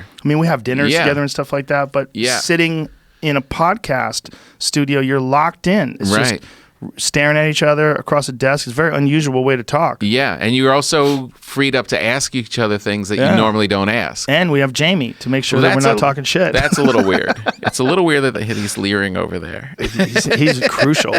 He's shopping for toasters right now. He's the world champion Googler. People from Google want him to come in and teach them how to Google. I believe it. I'm not joking, man. Oh, really? People have asked him to come in. Like, how are you? What are you doing? Like, people watch the show. What the fuck is he doing? How's he doing it like that? Jamie's the GOAT. Yeah, getting it done. He's the greatest one-handed Googler in the history of the universe. Like, you probably are one of the best one-handed typers ever, because you always have to type with one hand. Yeah. You've probably developed a new skill. I'm in a mindset when I'm here. It's like it's an energy. You can't Right. recreate it in other places. But that's what's crazy. It's like you anticipate what we're thinking, and then you pull up the thing before I go, can you pull up? Oh, there it is. Yeah. Like It was weird. He had my ghost up there before I was done talking about it. When you type in Tom Papa Ghost, it comes right up. Here's the problem with ghosts. Those ghost shows. Well, yes. Those ghost shows are bullshit. 100%. One of those guys got in trouble recently because he made a ghost book and he like plagiarized a bunch of shit. Really? Like blatant, like copy and paste. Yeah. Yeah, jeez. Yeah. It's Theater ghosts are some of my in favorite. theaters. When you go perform in these theaters and you talk to the people, I always ask, do you have a ghost? Mm-hmm. Yeah. There was a little boy I was in, where was I? Oshkosh. And there was an old theater, and the guy who runs the theater said, there's legendary, they keep talking about, there's like 3 ghosts in the thing, and they were having a cocktail party upstairs in this like cocktail lounge off the balcony, and this guy's son ran into the balcony, and he's talking with people, and he goes, I gotta go get him. And he goes in there, and the kid's leaning over the balcony, talking to the stage, having a conversation with someone. He's like, yeah, no, this is my dad. What? He wants us to go down there. Who wants us to go? That guy. He wants us to go down there. And there was no one down there. The thought about that with little kids is that little kids have not dulled all of their senses with the pressures of the world and all the other information that we carry around in our heads and all of our ideas of what's real and what's not real, and that little kids are open more, and then they can see things. Well, Flea from the Red Hot Chili Peppers was talking about that with his son, that his son is like, I think it was Flea. Yeah. His son is like tuned in to spirits in a way. And then that he was looking at it was like, maybe it's that these kids are not, like maybe we all have that in us, but it's blunted by pressures and life and a lack of sleep and responsibilities and relationships and work and fear. and everything. And right. It's just, and also like we define how the world is, right? We get it in our head that these are the parameters for the world. Yeah. This is how the world works, and that's it. And go to work and fucking button up your fucking sleeves. And right. This is my beliefs. Yes, yeah. My belief system is going to carry me through. Yeah. I mean, this is what it is. It's a fact. Right. It is. That's why it's good to smoke it up once in a while. Oh, yeah. Kick the doors open. That's one of my favorite things about pot. Yeah. Is that it makes you aware of how weird things actually really truly are. Yeah. When you how weird things are. When you don't do it for a long time and then do it. Yeah. Which is like my schedule. It makes you look at everything all your structure that you've formed over the last whatever amount of time, and you're like, you see it from another perspective. It just makes you look at it and be like, oh, well, that's kind of unnecessary. That's kind of douchey. Yeah. That's fun. Easily. That's on. Easily opens those doors too. Just woof. Hey, when you were saying you're reading all those books about the Native Americans and stuff, did they talk about their Peyote spiritual rituals. stuff? Yeah, they're well. Certainly, they had a lot of spiritual stuff, but there's a lot of peyote rituals. They're really into peyote, and they actually, particularly was important at the end of the Native Americans' free range when they all got conquered and moved into reservations. Right. Then the peyote rituals became increasingly important for them. Oh, really? Yeah. Why then? Because they were fucking filled with despair. Right. Dude, the stories of the reservations are one of the most heartbreaking things I've ever read anywhere about anything. Like massive amounts of people dying from starvation and disease, and it's horrible, man. People losing like most of their kids, most of their family members, and the amount of people that are left.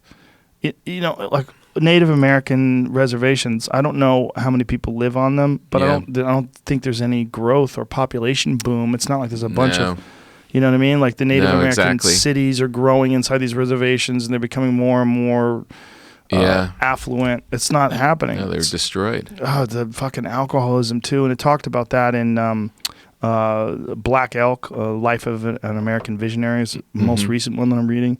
They're talking about just the alcoholism, and that they were converting all these Native Americans to Catholicism, right? And how they just hated being Native American. They felt so terrible about it because it was just their identity was just so disparaged by just being conquered and moved into reservations and extreme poverty. And they would see these other people, and they'd be like, these people look happy and healthy, and and then they're forcing this religion on them.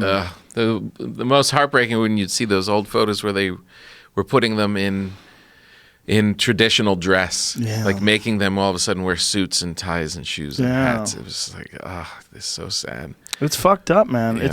It's one of, I always knew it was fucked up, but the genocide of the Native American people is one of the most overlooked parts of our history. We kind of like brush it aside. Like we're aware of it, but we don't discuss it all the time. Yeah. Like, they killed like 90% of them with disease. Intentionally? No. Just exposure to Europeans. Oh, really? Yeah, like some Smallpox tribes, 90% of them were wiped out because of smallpox and all sorts of other diseases. Oh, jeez. They had no defense for it. Yeah. Just these people show up covered with stuff. Yeah. It's awful.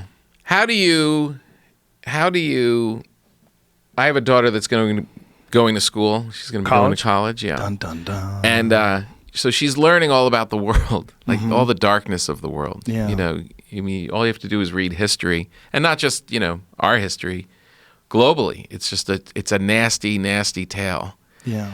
And I feel though that I want to like prep her before she goes even deeper when she goes away to the schools and starts learning about it even more intensely. You could tell, like, I don't want her to lose hope. You know what I mean? Right. Like it's a very, very dark, upsetting thing to learn about. But you have to kind of realize we're at least muddling through it.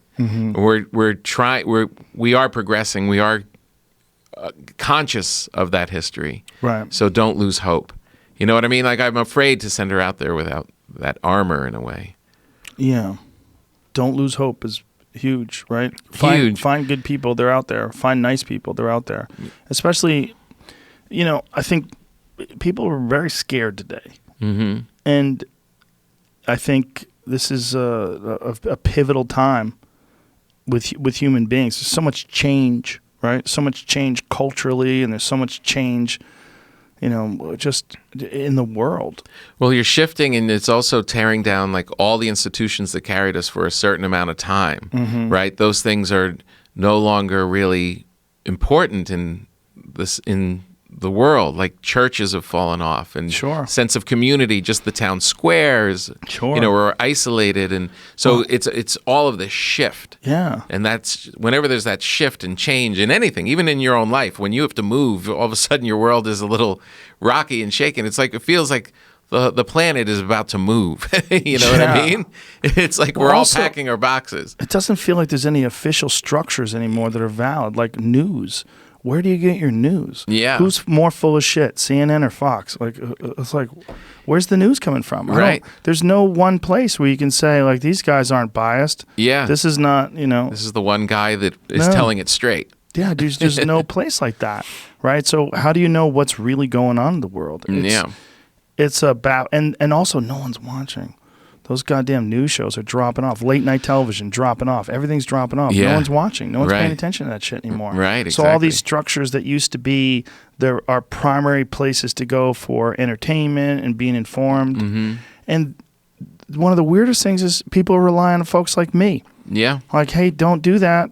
Right. I'm not the place to go. You want to hear some people talking shit? Yeah. You can come to me. But if you want to be informed, listen, I'll guide you in the right direction. I'll tell you where I go, or I'll tell you who to listen to, but don't listen to me. Right. I've way too much on my plate, and I'm not really paying that much attention. Yeah. You had that light shown on you last week, right? Yeah. That was adorable. It's always fun. It's not funny, but we always talk about, at some point they're going to do it. At some point, they're going to say evil stuff. Everyone gets their turn. Oh, for sure. To be try to be knocked down. Yeah. Right. Well, that's what cancel culture is all about, right? And it's this thing you looking to just only look at the worst aspects of someone, exaggerate those, magnify them, and ignore everything else. Right. The thing about it, though, is it's really difficult for people to swallow now because they know what that is. Most people who listen to the show. Yeah. I mean, there's been 1,500 plus episodes. They know what the fuck it actually is. Well, that was what was cool about all of the comments in defense of you in the show. It was like this person had never heard the show. Like you can't listen to this show without understanding the openness and the diverse, the acceptance of diverse points of view. And so also comedy. Like you can't take comedy and take it out of context and put it in quotes. Take a section of a bit and use it as evidence of homophobia or transphobia or anything else. And it's disingenuous, and they don't realize that by doing that, they're just making people distrust them more. That's all they're doing. Mm-hmm. You're not going to convince someone that, hey, this show that you love, that you listen to this guy all the time, is actually evil. Right. He's actually plotting against gay people and trans people and everybody else that's protected and sacred in this world. Yeah. Yeah. No, it is amazing though, but the comedy and comedians have kind of filled the void of a lack of grown-ups around. You know what I mean? Like it used to be Walter Cronkite or that evening news, and that's where you got it. And then you saw Johnny Carson or whatever doing the funny stuff, right? Things need to be mocked. Yeah, they do, including us. Right, of course. Mocked. Everything needs to be mocked. Yeah, and it's one of the great things about comics is we mock each other. We're always busting balls. We're the always best. Talking shit to each other. It's hilarious. It's the best. It's fun. Right, exactly. And we actually enjoy it. Yeah. I think it'll all turn around. It'll all come back around. I think what we're experiencing right now is just a shifting of our focus as a culture. And these things that used to be important, like sitting around the radio, listening to the evening news, that shit is non-existent anymore. Nope. Nobody sits around the radio trying to find out what's happening in the world. Like the whole family, like listening to the radio. Bet when they were doing that, they couldn't have imagined anything different. Yeah, but I do crave, and my wife craves a connection. It's like, what are you listening to, or what are you watching? Like, what are you listening to when you're going out? Right. Oh, I'm listening to This American Life. Well, I'm listening to Jordan Peterson. All right, so I guess we're not going to have something to talk about tonight. Yeah. But we should both listen to this one, so you can come back and talk about it and have, we're both thinking about the same things. It's kind of a cool sense of community. Yeah. Do you guys have a show that you both watch? We've been watching Schitt's Creek lately. What's Schitt's Creek? Schitt's Creek is hilarious. Really? You don't know Schitt's Creek? No, never heard of it. It got picked up by Netflix. It's over. I think they've shot the last, or they're shooting the last. But Eugene Levy.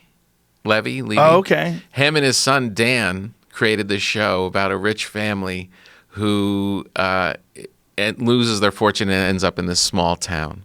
Oh, I think I have heard of this. It's so funny. Have we ever talked about that? Catherine O'Hara is on it, and these two other actresses that are just killer. They're just such defined characters. It's a very small show. It all takes place in this little shitty town, Schitt's Creek, and they're like these affluent, arrogant kids and parents. And it just hits. The jokes are just fast and cutting. Nice. It's such a good show. It really is good. All right. It's the first thing that we've watched in a long time. We haven't been watching anything for So it used to be on Pop TV, and then Netflix bought it? Is that what it is? Exactly. All right. Yeah. Schitt's Creek. And that's father and son created it together, and they're just so damn funny. Wow. Look at those eyebrows. Look at the matching eyebrows. And Catherine O'Hara is just on point. She's so damn funny. Oh, all right, man. Good. I'm good. excited. And they're kind of short. And, they're easy to digest. I was into Mrs. Maisel, but the last season, it started off kind of clunky. I haven't gotten back to it. Yeah, I know. I feel like I should watch that. I watched the first 2 seasons. I really enjoyed it, but it's hard. It's one of those things where it's so close to home because it's stand up. Yeah. And then how's the Lenny Bruce? He's very good. He's good. Yeah, he's very good. It's very believable. Yeah. Yeah. I was just talking to Kevin Pollak. He's on that show. Yeah. No, he's the dad. Yeah. He's great. He's really great. I listened to a Lenny Bruce thing recently. What's it called? It's on YouTube. It was an album that someone put out about Lenny Bruce, the killing of Lenny Bruce. Oh. And it talks all about, it's some new stuff that I had never heard, like his young daughter talking at the time and talking about the court case, similar to the Howard Stern thing, like the case just that devoured him. Yeah. That and the heroin, which is also suspect of, were they trying to get rid of this guy, kind of a thing. Right. But it was a very interesting little audio documentary about the fall of Lenny Bruce. And you talk about just, it's almost cliche how legendary that story is. But just to be reminded of how completely alone he was, just having people show up in a comedy club, not even a club, just a nightclub, because there were no comedy clubs, that he was that brave to keep going, to keep speaking, while the whole government was coming to squash him like a bug. They were arresting him. The bravery of that Yeah. is astounding. Astounding. And like Howard Stern, he opened up the door to all of us. I mean, Completely. that guy opened up the door to all stand-up. And he created the art form, essentially, because it wasn't the same when he left. It was different. It was different. Before him, it was jokes. Right. It was Jokes. just jokes. Right, exactly. And it became cultural commentary. Right. From him. Talking about religion, talking about the government. Sex. Yeah. Love. All of it. Loss. Here is an interesting thing that I was like, so what happened when he died? Like, so he dies in, I believe, 67 or 69. And I was like, so what was the next thing? Like, if they were really clamping down on him, it was only 4 years later that Carlin's case for the 7 Dirty Words came up.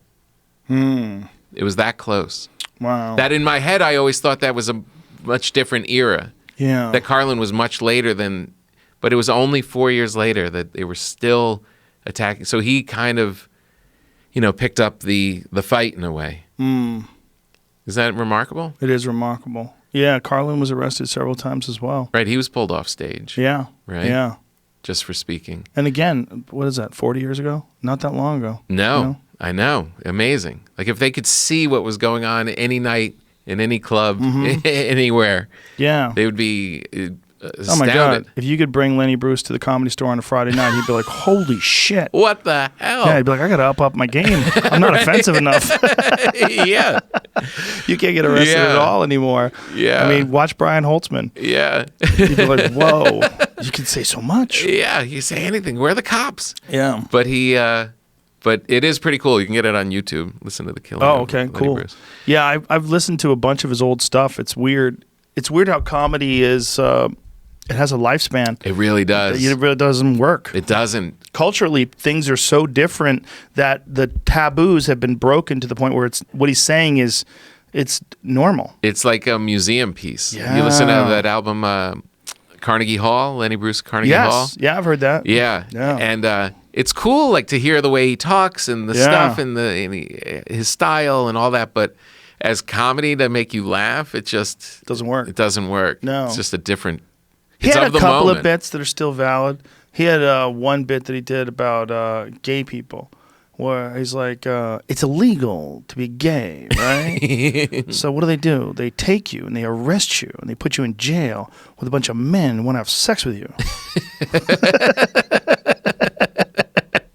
I mean, it's valid today. Yeah. To this day, I mean, Right. obviously Still it's has not it. illegal to be gay anymore, but Yeah, no, how there's crazy is that yeah. it was gay sex was in many places not legal then, Right. which is fucking insane. Mind blowing. Yeah. Mind blowing. Insane. In our lifetime. In our lifetime. Yeah. So weird. Yeah. So strange. So the guy who plays him in Miss Maisel, Very he's good. good? Very good. Yeah. Very believable. Yeah. Oh, that's Dustin cool. Hoffman's the best Lenny Bruce, though. Did you ever see Lenny? Yeah, of course. He's fucking amazing. in Yeah. that. And I think that's the best version of an actor portraying a stand-up comedian. Right. What about Tom Hanks in Punchline? What about Sally Fields crushed him. I didn't buy it. I mean, I guess Tom could have. The He Locker? seemed a little bit like a comic. he did? He seemed like an '80s comic. Yeah, he yeah. pulled it off. Like a it Wayne wasn't- Potter type guy. Yeah, it wasn't him that was the problem with that movie. It was the Right. stuff around it. Yeah. The locker room and Yeah, the all that locker kind was of hilarious. stuff. They all met in the locker room. Like, Yeah, oh, go up boy. and do their thing. Oh, the locker room. Imagine you had to get changed to do comedy. Like, what? Why do we need a locker room? Imagine if the store just put in a locker room. Hey, guys, we have a locker room for you now. Like, That'd be what? so great. Why are we taking off our clothes? Putting on my show clothes. Do you guys have cameras here? What the fuck are you doing? Yeah, this is my outfit. Yeah, the scenes of like the actual clubs themselves were interesting because I saw Punchline when I was an open micer. I think Punchline came out in '89. Is that correct? Sounds I bet it's 88, earlier. 89. I think 88. It had 87. it had to be around 88. Is that it? 87? October 88. Nice. Okay, so that was right when I started because I started August of 88. So it was right after I started. Right. And I remember thinking, wow, it was so romantic to be involved in this thing. Uh-huh. And I'd only been doing it for a couple months at that point in time, so I just signing up on Sunday nights for open mic night and getting my feet wet. But I Yeah. remember watching that movie. I loved everything about stand-up then. I was so Yeah. excited about comedy. Yeah. You know, there's a movie about comedy now. Ooh, so exciting. And were you disappointed or were you into it at the I time? didn't think it was very funny. Like, Right. I didn't laugh. Right. Like, there was no moments in that movie where I was like, ha ha ha. Yeah. But I always remembered the part that excited me was when they were in the diner in the middle of the day. Like she comes to Tom to get jokes and stuff, and I was just like, how cool is that? They're not in an office. It's the middle of the day, and they're just at a Yes. diner. That seems so Yes. exciting Freedom. to me. Yeah. Freedom. Oh, just show up and go to the movies with your friends. I used to love that. Yeah. I used to love, but when I have families and responsibilities, I'd love to call one of my buddies up. Hey, what are you doing, man? Want to go to the movies? Fuck yeah, let's go to the movies. Yeah, whatever you want to do. Hanging out with your buddies at like 2 p.m. at the movie theater. Nobody else is in there. The best. Laughing. The very first day that I quit my day job, I was in New York, and I finally was a full-time comedian, and I walked up to Central Park with my buddy, and it was packed on a Tuesday, just packed with people. And I remember being so disappointed, like, it should only be comedians right now. How do all you people have off from work? I'm like, oh, other people can figure it out too to get a day off.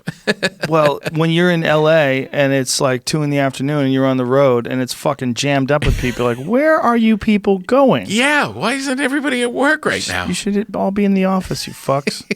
What's Yeah. wrong with you?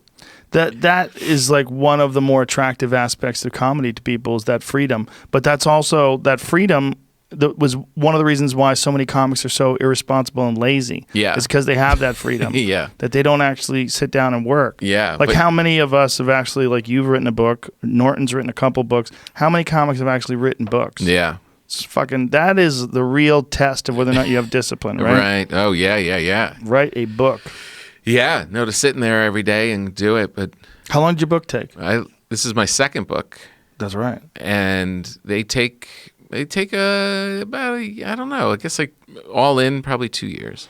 Do you enjoy the process? I or do love you it. Enjoy the completion of it? What do you enjoy more? The process of it. Really? Yeah. There's something about the routine when I can get locked into the routine of this is how it's almost like the routine creates a space for your creativity in a way. So if I get up at 7 and roll in there with my coffee and sit at the desk and open it up and go to work and know that this is happening now, good or bad, that routine it's like going to church. Right. It's like, this is the time when this happens, right? This is the time when the writing is going to happen. It could be a week of horrible days, but then all of a sudden a couple great days happen. Yeah. I just love that discipline of it. And then just going to work on it and then playing with the words and then revising it. And I love it. That part of it really surprised me, that this is a very comfortable, cool place to be, and I could spend years here. That's great. That's a great thing to be really into doing because it's so productive. You know? Yeah. Do you write On the good stand up? days. Do you write stand up like that as well? Do you sit down and write stand up in front of your computer? Yeah, not from whole cloth, like not from out of the blue. If I can double up my cliches, it's but like mostly I'll rewrite. I will rewrite stuff. Like if I try something out on stage tonight and then have an idea, listen to it or just remember it, and then I'll kind of noodle around with it and see if I can go further with it actually writing. Yeah. So where do you come up with your premises? Are they just random observations throughout the day, random thoughts while you're driving? Yeah. Something somebody says, some ridiculous thing that you saw somebody do. Yeah. That's, on your mind, stuff that's kind of on your mind.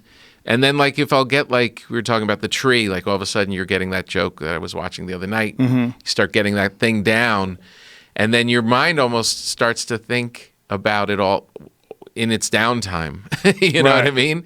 And then all of a sudden you start to pop it up. But I have lost so much thinking I was going to be able to remember it that I just started writing more. I just started putting it down. I just started writing, and it's been a real savior because there'd be whole things like that were valuable that I just let go because I just didn't remember or got into the routine of performing it. But if I could have it down, I was able to keep track of it and go further with it. Yeah, I think that's gigantic. I use a couple different programs, but one of them is called Scrivener.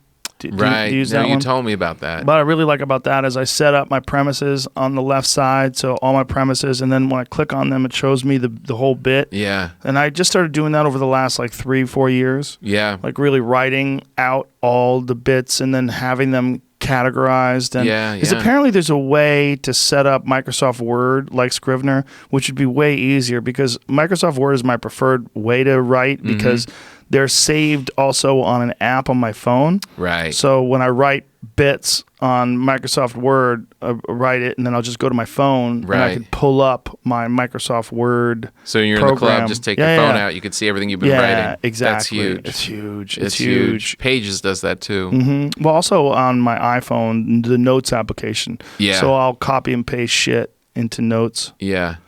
No, I really feel like, and I think that's what writing the books did, was it made me realize the real value in getting it down. It could always get better. I would get it really good to a point. But then realizing this stuff, even though it's killing, could even be better. Yeah, always. It could always, right? And the moves, the changes that happen at that stage are so small. That to me is like the writing. That's the smallness of it. Yeah, those little pauses, those little beats, those little one extra word. Yeah, and right. Boom. Just a Gets change giant of a word. Pop. Yeah. Well, I have that feeling too when I watch someone will say something, just one word, and I'm like, bah!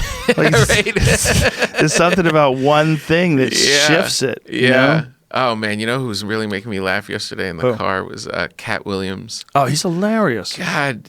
Man, so crazy. He doesn't get spoken of enough because he's so crazy, I think. But he just, people just hit you, right? And he was just going off about the election and Trump running and all of this kind of stuff. And I don't care what side you're on. He would just destroy you. Yeah. He was just, the way he talks, and when you talk about the words, that's why it popped into my head.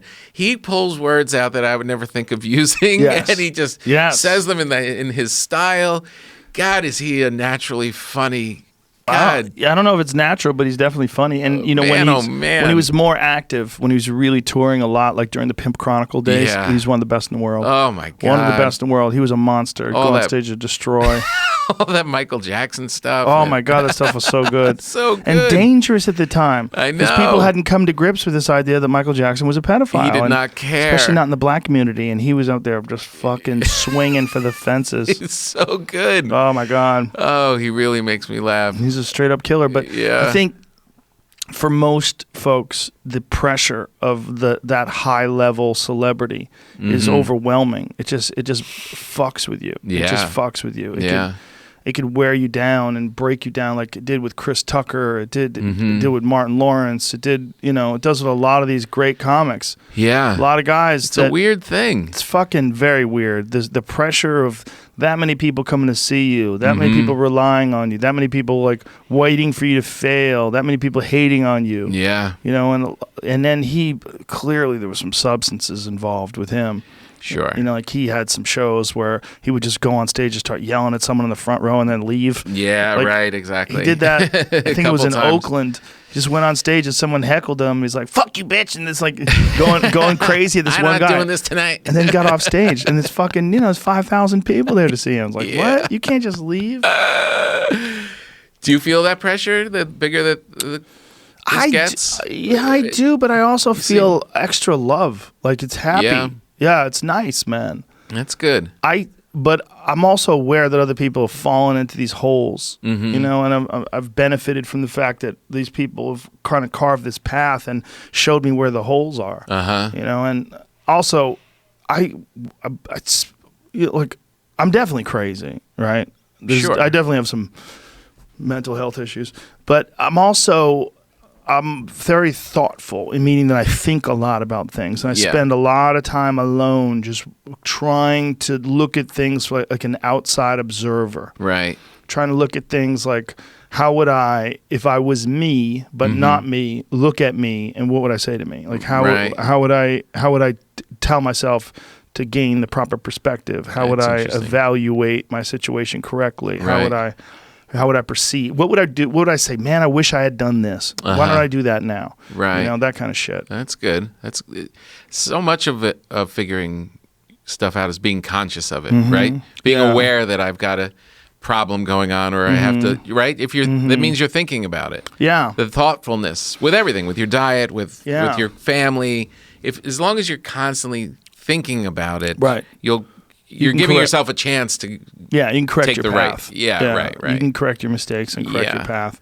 And there's no way you're not going to make mistakes, especially if you're putting out as much content as I do. Yeah. There's no way, and is doing as many shows as I do. So I've accepted that, and I've also accepted that these moments of adversity, I always come out on the other end a better person, a better comic, a better everything. You know? Better human. And the cool thing is too that you'd have to change exactly who you are for it all to turn, because it's not that a network is going to tell you that you did something wrong and take the wrong stance or misinterpret you. It's really your audience. It's that relationship with them, and they know what you're about. You know what I mean? Like, that's the beautiful thing about not having a job. Right. Yeah. Like, you could say something that you even didn't mean, and as long as your fans who know and love you give you a pass, then it's okay. Then it's going to be okay. And I've definitely done that. I've definitely said some shit I shouldn't have said. Yeah. But when you said that you wouldn't eat my bread, that was really weird. I'll eat it right now. You brought a knife. You set it up. I didn't. That was Jamie's doing. This is one of our sponsors. This is a Kamikoto knife. This is a beautiful Japanese knife. Look at that bitch. Whoa, my God. Basically a sword. Is it heavy? No. I mean, it's really well made. These are dope kitchen knives. It's not serrated, though. Do you have good kitchen knives? I figured it could cut bread, though. Yeah. Cut the shit out of some bread. Do you have a good knife set at home? I've got good random knives. Oh, well, I'm going to hook you up. Yeah? Because, they sent me a couple of these. Ooh, look at that. That is a good knife. Oh, fuck yeah, baby. Look at that. Right through. Look at that bread. Look at that Come glorious on. bread. Come oh my on. goodness. Fuck this carnivore diet. Let's get in there, baby. This is Tom Papa bread. Come on, son. I want to try eating meat for. Jamie and I were talking before Eating this just thing. meat? We're like, yeah. Could you do it? Yeah, I think I could. Is it hard piece to of do? bread. No. Oh, thank you. It's not hard. Pardon our chewing, ladies Do you and get gentlemen. bored? Mm-mm. You're okay with it? Come on. When did this come out of the oven?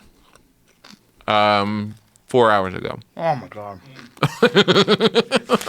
It's so damn delicious. Let me get a piece of that heel, that end piece there. How big you want? Like Just this? like half of that's Hold on. for you. That is good stuff. Jamie's Uh-uh. drooling over here. Drooling over here looking at this. I always forget to bring butter. Ah. You did one time, but Yeah, but I this is fucking fantastic without butter. Come on. There's something to be said for pleasure, right? Yeah, a lot. Just like a balance But, between having too much indulgence and pleasure and no discipline, and having too much discipline and no pleasure. Right, exactly. But like you said, you felt so sick after going to Disney. Yeah, but I ate ice cream. I ate what else I ate? I bet your kids are happy when you go off the leash, Oh yeah, they love it. right? Well, they just love Disney. Yeah. Dude, the new Star Wars ride is off the charts. Is it? It's so crazy. What's it like? Well, it's 20 minutes long. What? Mm-hmm. That's awesome. Dude, That's amazing. Because most of the time they rip you off with like a 3-minute ride. this is 20 minutes long from the moment you get there, and the scale of it is insane. There's one time where you get off of this thing and you get transported into this area where all these stormtroopers are, and it's a hall. It's enormous, and there's like 100 stormtroopers standing there, and behind them is space. There's these huge 4K screens Wow. that show space, and you really feel like you are on a starship in space that's filled with stormtroopers. It's fucking bananas, man. Wow, that's amazing. The So you're ride is flying on crazy. a Well, you get in, you move in, you go for a flight. Like this is, see all those wheels marks on the ground? yeah. There's no tracks. Everything is run by computers. The whole thing is run by computers. Right. Bro, it's amazing. I mean, it's just the most intricate and advanced ride Disneyland has ever done by Wow. far. 20 And minutes. Every step of the way, you're like, I can't even believe that they did this. It's I mean, it's 100% next level. Wow. That's Like cool. look at the fucking detail of this place. You go into this and it seems like you are in a real spaceship. This probably doesn't even do it justice. Oh no, it doesn't. Why my jaw was dropped the entire time. I was like, wow. And is it more than just the ride? Is it like a whole section? Well, it's a bunch of different interactive experiences. There's people, there's actors, Right. they're like like they're stormtrooper folks and rebellion, whatever. What are they, the bad people? yeah, they talk to all the people while they're walking around. They ask you like, "Are you here to fuck? Or are you a rebel?" They'll mess with little kids and they just Oh, like, keep really? it going the whole time. Yeah. That's awesome. Yeah, you remember the Resistance? Yeah. I haven't seen the new movie. Eh. Not so good? The movies have become Disneyfied, Yeah. and that I don't say that in a good way. There, because Disney makes some awesome shit, but it's just Commercial it's feeling? a lot of, and it's just fake. Right. No heart, It's no just soul for- again. Yeah, Right? It seems like it's gone through a corporate diversity filter, when they're making sure that let's have women run this and women Right. generals and this and that. And Yeah, they're hitting all the Mm-hmm. right. It's by formula. but the movie feels like it's formulaic too. I haven't seen the Right. very latest one, but the ones before that, it's like they don't feel special. Yeah. Like, I mean, I know this is not the best example, but Tarantino movies still feel like Tarantino movies. That motherfucker still knows how to make a real Yeah. movie. Like, you get out of his movie and you're like, whoa. Well, it feels like it's made by him, right? Yes. It doesn't feel like it's made by a company. It would be impossible to make Once Upon a Time in Hollywood with a corporate structure. Right. Or without him. Yeah. Right? It would be impossible. Yeah. Did you hear his acceptance speech for the best screenplay? No. He's like, usually you would thank other people at this point, but I wrote this by myself, so. Well, that's why it's so good. Oh, I've got a good movie for you. Yeah. Yeah. This was I was talking with my buddy Steven Soderbergh, who digests. Not only is he a great Name director. drop. Did you just drop a name? I did, but to give credibility to this selection, his movie of the year was "Give Me Liberty." This small independent film made in Milwaukee with a lot of like regular people. It follows this one guy, young guy, whose job it is to drive people with disabilities around in a van through Milwaukee, like through like a public service, and it follows him through one whole day. It's so good. Wow. It's such a good film. You really got to see it. It's the performances are crazy good. You don't know who's an actor and who's not. It's just so well done. It really makes you feel like it's the total opposite of what you're talking about, like that big committee kind of a corporate thing. To see something like this, like you could just feel the filmmakers' hearts and souls pouring into the movie. Those movies that are really big, you also have to think of how much money's invested in them, right? Oh, and, huge. And if they go bad, it's a giant financial, like... And go bad means like not make $1 billion.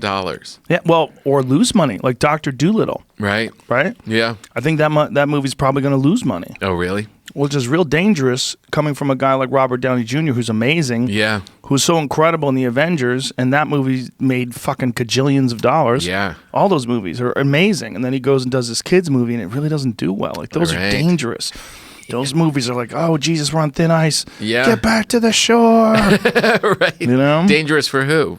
For the actor? For the actor. Yeah. For the production company, for everybody. Yeah. I mean, what if they come to, the production company a year later and say, hey, we have a new idea for a movie, and or in the theater or the studio, and the studio's like, hey, fuck you. We lost $100 million on you, you fuck. Right. See all the issues with cats? Oh, Yeah. that was probably the biggest financial disaster of the year, right? They pulled it back to like redo it, and they're going to re-release it. What? So many people are making fun of it. They're going to do it again? They left the visual effects team only apparently had like 9 months, and they like left watches on people. They didn't cover their hands up, all sorts of bad stuff. I saw it with my kids. My daughter's like, we have to see. Was it good though? Like fun to watch as a disaster? No, Okay. Because in the beginning, like we thought, my daughter's like, we have to see the worst movie of the decade. How do we not go see that? And we were the only ones in the theater. It was really brutal. And at first, How bad is it? It's bad, but it's so bad. Is it good? No, it's so bad. It's not good. Bad. Wow. Yeah, it's just bad. It's so bad, it's not good bad. No, like in the beginning, you have a laugh, and it's like, all right, I can see why this is going to suck. And then by the end of 2 hours, you're like, no, I've just been hit in the head with a shovel. It's that bad. Yeah, it's really bad. Wow. And you're seeing all these people that have been in other things who are just not talking about it, like Judi Dench, and it's bad. There was some other movie that came out recently that someone was saying was as bad as The Room. Oh, really? You know that movie, The Room? See if you can find that movie as that was bad released? as The Room. Yeah, there was a whole article about it saying that this movie is so bad that it's good, that you need to... I didn't even finish typing it, and it auto completed. What is it? Well, it says Now he's showing off his skills. no. It said it finished up says The Room is the worst movie ever made in Hollywood or something. But A movie as bad as The Room. The one that shocked me that everyone said was so bad was Will Ferrell and John C. Reilly in the new one, right? it was a Canadian movie so bad it rivals The Room. Yeah, what is that? It's called Ryan's Babe. I don't know. Never heard of it. Is that a recent article? Yeah, it's from 4 days ago. Yeah, that's it. Right. Yeah, that people are telling me you have to see this. That's from 2000. It was that movie. Oh. So it's not a Okay. new movie, but someone just discovered the trailer online. But I figure you put Will Ferrell and John C. Reilly doing anything, and I'm in. Right, And should people be. really rebelled against it. That girl's hot though. This looks pretty good. She's in her underwear running around for some reason. Perfect.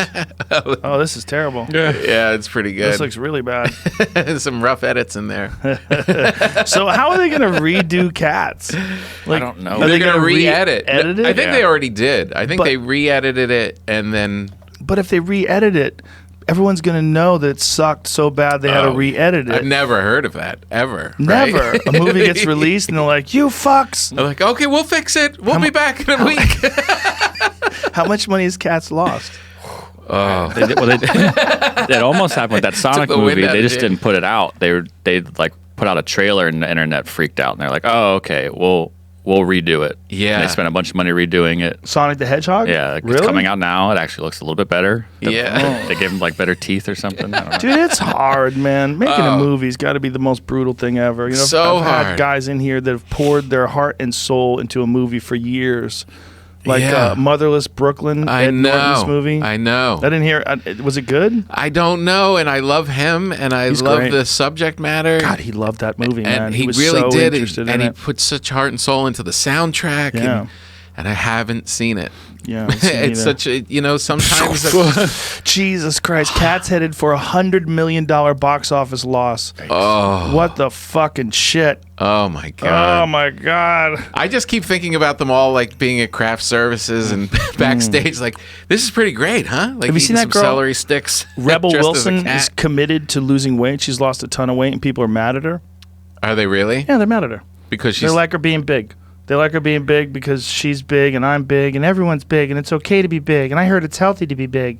And so, like, people are criticizing her for losing weight. Oh, They're come on. criticizing Adele as well. Oh, really? Yeah, they said Adele, they're angry that Adele lost weight because they love the fact that she was this huge musical superstar Oh, my and God. she was obese.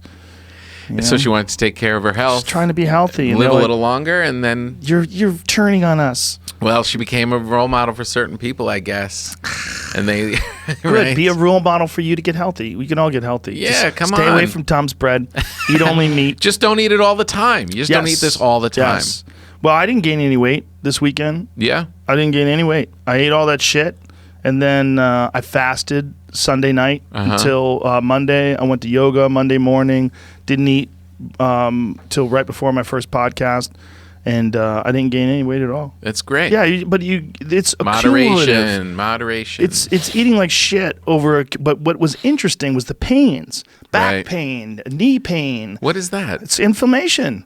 It's inflammation. Right. Your body does not want to have to process all that stuff, and they think that maybe the root for many people of a lot of causes of pain and discomfort is just inflammation, heavy diet, Right. sugar. Right. Sugar is the big one. So I if you think- get all of that out of your system, your body can go to work on the stuff it has to go to work on? Yeah, you get all that shit out of your system, and your body doesn't experience inflammation from your food. Right. And if you're eating food that, like, grass-fed beef, or in my case, elk, or I'm sure vegetables are not bad for you. I just did it to try to find I just did it to try to find out what it's like to only eat meat. Right. When you have no carbohydrates, one of the things that's most amazing is that there's no crashing. You would eat and you don't feel any different after you ate other than the fact that you don't feel hungry. Right. Like, you don't crash. Right. There's no ups and downs and peaks and valleys. My energy levels were amazing. Really? Yeah, I had How extra quickly? energy. How quickly? 2 weeks in. 2 weeks Two in. weeks in, I noticed I felt amazing. Really? And I was shedding weight. I was shedding a lot of weight. I think it was like 7 pounds down 2 weeks in. Jeez. Now I'm 12 pounds down, 12-ish, something like that. I was 193 this morning. I was weighing about 205 before I started this diet. Really? Yeah. Man, oh man. I feel a lot better. Like, a lot better. Really? Yeah. So what would you recommend? Would you recommend people just do that, or do you think you I think for moderate that, people who adjust have that? an autoimmune disorder, I do believe there are certain people that have an adverse reaction to some plants, Right. some foods. That's what an elimination diet is all about. It's like trying to find out what are the things that bother you. Yeah. But for me, it's like what I did is I just took a lot of multivitamins. I took a bunch of different vitamins and nutrients and supplements Mm-hmm. on top of this carnivore diet. So I'm only eating meat, but then I'm taking all the essential vitamins and amino acids, and I'm also taking fish oil. So I'm Right. covering all my nutritional bases, Right. but I'm not doing it with food. I'm not doing it with plants. I'm only eating grass-fed meat and then I'm or elk, and then on top of that, I'm taking in fat from like bacon. Like bacon, I needed fat because elk in particular is very lean. If I'm only eating elk, if I eat grass-fed beef, I'm fine. But with things like elk, you really do need some extra sources of fat. If you don't have fat, would you start to feel bad? Yeah, your body doesn't like it. No. Yeah, your body does not want a low-fat diet with low carbohydrates. There's a thing called rabbit starvation. Have you ever heard of that? No. People got that in Antarctica. I think it was Antarctica, in the cold climates, where they were shooting rabbits and eating rabbits, and they were literally starving to death, even though they were eating all these rabbits, because the rabbits have no fat on them. So they're only eating this lean protein, Right. but with no fat at all, and you start feeling like shit. Oh. Different explorers have found that too. That when they were living in places and trying to eat only the foods that they could harvest off the land, they're eating animals. Like they had to take in fat. If you don't take in fat, you feel really bad. Yeah. Yeah. So a little bit. So if you could balance it. So would you say maybe 80%? This is what I would say. Try it. Just try it a carnivore diet. Try it straight out. Right. And I think you'll be amazed at how good you feel. Now, here's the thing. Is that a honeymoon thing? Like, what is it like if you extend that to 90 days or 365 days? Is that you're going to feel like shit eventually? Right. Is it going to start breaking your body down? Right. I don't know. I only have experience in 30 days.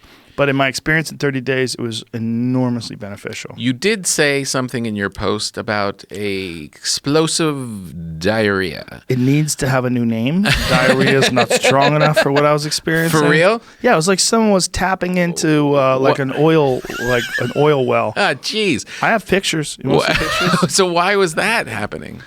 Well, I talked to Dr. Sean Baker. He wrote a book on the carnivore diet. He's a physician that's a carnivore diet advocate. He's been eating this way for 2 years. 2 years? Yep. And he seems to think that it has to do with the colon adjusting to the fact your body doesn't have any dietary fiber.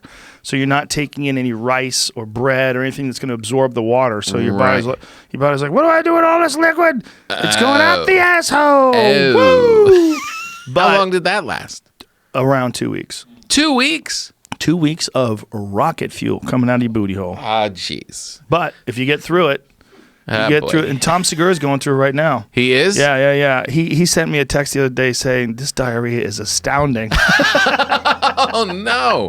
Oh, astonishing. That's what he said, astonishing. Oh, no. It's not coffee, is it? Because you guys both drink coffee. I'm just asking, just a general question. I mean, so I know you guys both intake a lot. Bro, it could be go right all through kinds you. of liquids. Yeah. Whatever kinds of liquids are coming out of your butt. It's not normal. I was really getting excited about trying this. But here's the thing. At the end of that, it all goes away. Right. I mean, at the end of 2 weeks, my body adjusted, and now it's not a problem at all. Really? Yeah, not a problem at all. Now, So what's breakfast? steak. Or eggs. Sometimes, like this morning, it was steak. Yesterday morning, I ate 6 eggs. Right. Yeah. Just wolf those down. Lunch? I don't eat lunch. Don't eat lunch. Just usually eat 2 meals a day. Right. And then the second meal is usually steak. No steak. Either elk or a beef steak. I think I've asked you this before, but whenever I think about these diet things, I always picture my family looking at me while they're eating pasta or eating, like, do you feel like an outlier at dinner with your family? Or No, they knew what I was doing. Yeah. They'd made fun of me and shit. Right. It's no big deal. Oh, what are you eating? Steak? You eating steak again? Right. My kids are hilarious. Yeah, that's what I always feel. My kids mock me too. That's good. That's healthy. Yeah. Yeah. They didn't mind. Yeah. No, nobody bothered. My wife didn't care. Everyone knew I was doing it, so Right. it was okay. Right. Yeah. Your wife's not like, come on, have ice cream with us. No. No, boy, that'd be a problem if she was. Yeah. If it looks so good, like, ice cream looks good. Yeah. Yeah. No, it was an eye opener. But here's the thing. Yeah. Sorry, here's the thing about that kind of stuff. You kind of have to commit. Right. Like if you just say, I'm going to try to eat healthier, it's too loosely defined. I know. I was doing the intermittent fasting and lost a good amount of weight, and then it just kind of like plateaued, and I feel like I'd like to be, like 10 pounds lighter, and I'm working out, I'm doing all that stuff, but I feel like it needs something to shock my system to go to it. Well, nothing will shock your system like this carnivore diet, Yeah. including your butthole. But you will lose a lot of weight. I lost I mean, I lost a legitimate 12 pounds of fat. Wow. Just fat. My face got thinner. Yeah, Like when I you was look washing thinner. my face, I would feel, actually it feels a little fatter now because I went through Disneyland. Some Disney chunks. I ate ice cream. I ate a lot of dessert. And you just had bread. I actually, not really any fatter, but, Yeah. but joking around. Maybe I'm a little swollen. No, you look leaner. Well, I was For real. I was, I was getting fat. I was developing a gut. Like we did this weigh-in thing, and so many people mocked me. I was getting a gut though. My stomach was like hanging out. And also when we came in here to do that, I had it was December 23rd, and my family was in town, and we had eaten like pigs that day. Right. So I was You're bloated. considerably bloated with food as well because it Yeah. was nighttime. We had a nighttime podcast. It was like 10 o'clock or something like that. Right. Pretty late podcast. Yeah. When we all took our clothes off and got on the scale. So I knew I was probably going to do the carnivore diet anywhere, but that was like, yeah, let's just do it. Let's go. Like, set it in my head. Let's just Right. do it. Yeah. So knowing that for the month of January, that was all that I was going to eat, Yeah. that really helps if you're going to try to stick to something, to have like a real solid schedule, like, Right. like This is the Sober month. October is Yeah. another perfect example for me. Lent. Yeah, when we do Sober October, we have 1 month, no booze, no pot, no nothing. Yeah. There's something good about There- that, yeah. where you have that month. Because it takes it out all that kind of mushy brain stuff of, but maybe I'll just Yes. now, or Yeah. we're celebrating. Yeah, we need a certain amount of rigidity occasionally. Yeah. And that's how you get shit done. Yeah. And I mean, even if you are like writing, if you said, I am going to write every day for the month of February. Yeah. Every day. Yeah. Like there's something to that. It's like, the routine. Yes, there's something really beneficial. I'm going to write for 1/2 an hour every day. If you do that, Yeah. you get things done. It's And really true. If you just decide I'm going to go on a carnivore diet for the next 30 days starting right now, Yeah. and just count down on your calendar 30 days from now, you'll fucking lose weight and you'll feel amazing. Yeah. I just don't know if it's a way to eat all the time. No, that's the thing. It's like, it seems like an extreme thing that I would not be willing to maintain. Well, you're the bread master. Well, that's the thing. You're the sultan of sourdough. That's why I want balance. I'm always searching Yeah. for the right balance. I think a great move is 6 days on, 1 day off. That's what I think. 6 days days. on a rigid diet, and 1 day where you look forward to eating bread and pasta Yeah. and drinking whatever you want and having ice cream and 1 day. That was the question. You just reminded me of the question. No booze during that I month? drank booze. You did? Yes. Ah, Yes. Still okay. lost all that weight. Really? But I don't drink a lot. I Right. drink like Glass a of glass of wine wine. with dinner, maybe Yeah. 2 glasses. Yeah. Yeah, that's all I was A thinking shot about. sometimes before I go on stage. Have Right. a shot of whiskey. Right, Yeah. So it's not a lot. right. If it's more than 2 drinks a night, it's unusual. You're cool with whiskey and then going on stage? Woo! I like it. You do? I like it. You don't feel like you're just used to it. I would feel, whenever I drink before I go on stage, I just feel like a little off. I feel on. You do? Yeah, I like it. Even when I film, I do a shot right before I film. Oh, yeah? Really? 1 shot. Yeah. Really? Yeah. That's interesting. Good shot of Buffalo Trace whiskey. Right Yeah. down the old pipe. And you're good to go. Come on, son. That's wild liquid. Whiskey's wild liquid. It is wild. It's wild liquid. Right. You want to get wild? That's wild liquid. Yeah, it's wild fuel. I don't know if I want to be wild. But we have different styles too, It's like, Yeah. Yeah. and it also helps me deviate when I'm writing on stage. If I'm fucking around on stage, it helps me deviate. Like I'll go off on a tangent. A little more courageous. Yeah, maybe, or a little more reckless. Maybe is Yeah. a better word. Yeah. And what about weed, though, in that same Yeah, situation? that same thing. I like Yeah. weed for that too. Yeah, That doesn't make you more timid on stage. No, No? It makes me more. It makes me nicer, Right. but I don't think it makes me more timid. Right. Yeah. Weed makes me nicer. Yeah. That's one of the things I like about weed. Like I need more things that make me nicer. To make you nicer. Yeah, it helps me. When you look at yourself, you think that you could be mean sometimes? Not necessarily mean, but Aggressive. I am naturally aggressive. Right. Yeah. Right. Yeah. And that makes you a little bit more. I like to. Yeah. calm this fucking ride down. Right. Ooh, let's realize like we only have a certain amount of time left. Yeah. When I get high, I want to call my friends and tell them I love them. Right. That's what I want to do. I know. I want to Yeah. want to hug people. Just want to be around them. Yeah. Yeah. I want to be nicer. I know it is good, but I don't know. How do you feel? I haven't performed high in. How about tonight? What do you do when you up? I'm not up tonight. You know, I'll be up on Thursday. Thursday. Yeah. What are you doing tonight? Chillaxing. Yeah, chillaxing. My wife, it's kind of uncomfortable because my wife has people over because my special airs tonight. Oh, to watch your special? You have to sit with them and ugh. No, they're going to do it, and I'm going to, I don't know, sit in the yard with a cigar. I don't know what I'm going to do. Don't be there for that. I can't. Ew. I can't. Why is she doing that at your house? She's so excited. Oh, that's nice. It is. It's nice. They're all excited. They all want to do supportive. it, but I can't watch it. Of course you can't watch it. You know? Yeah. So I'll be in the other room listening to if they're really laughing or not, judging their laughs. That's terrible. Is that hard? That's a bad feeling, man. You Yeah. don't want that in your life. Yeah. But I do feel, especially now, like that's all done and I'm moving into new territory, that the weed kind of can play a good role. Yes, for You know sure. what I mean? How much material do you have set aside for your new stand-up? I've only got about 20. That's good, though. When Yeah. did you film? October. Oh, so you gave yourself some time. That's nice. Yeah. November, December, January, February, 4 solid months. That's good. Yeah. So I've got like this new direction, a new like area of stuff, but it's, it shrinks the more you do it. Yeah. And the special was going to come out a little later, so I thought I had more time, but then they moved it up. Isn't And, that exciting, though, when you're scared? When you're on stage and You don't remember your material. You're scared. You got to write new premises and I was thinking about it the other day that you always feel like a young comic because you're always putting yourself back in a vulnerable position. Yes. Doesn't matter how experienced anyone is. Yes. You go out there and I'm going to do all this new. You're a child again. You have no weapons. Which is great. It makes you Yes. youthful. It makes you like, okay, we're still like a kid. And it's like, no, I've been doing this for 20 years. Yeah, it's a great aspect of stand-up comedy when you do a lot of specials because it keeps you humble. Yeah. It really does. Yeah. And it keeps you appreciative of the art form. You never get complacent. Well, that's the coolest thing about this era of comedy.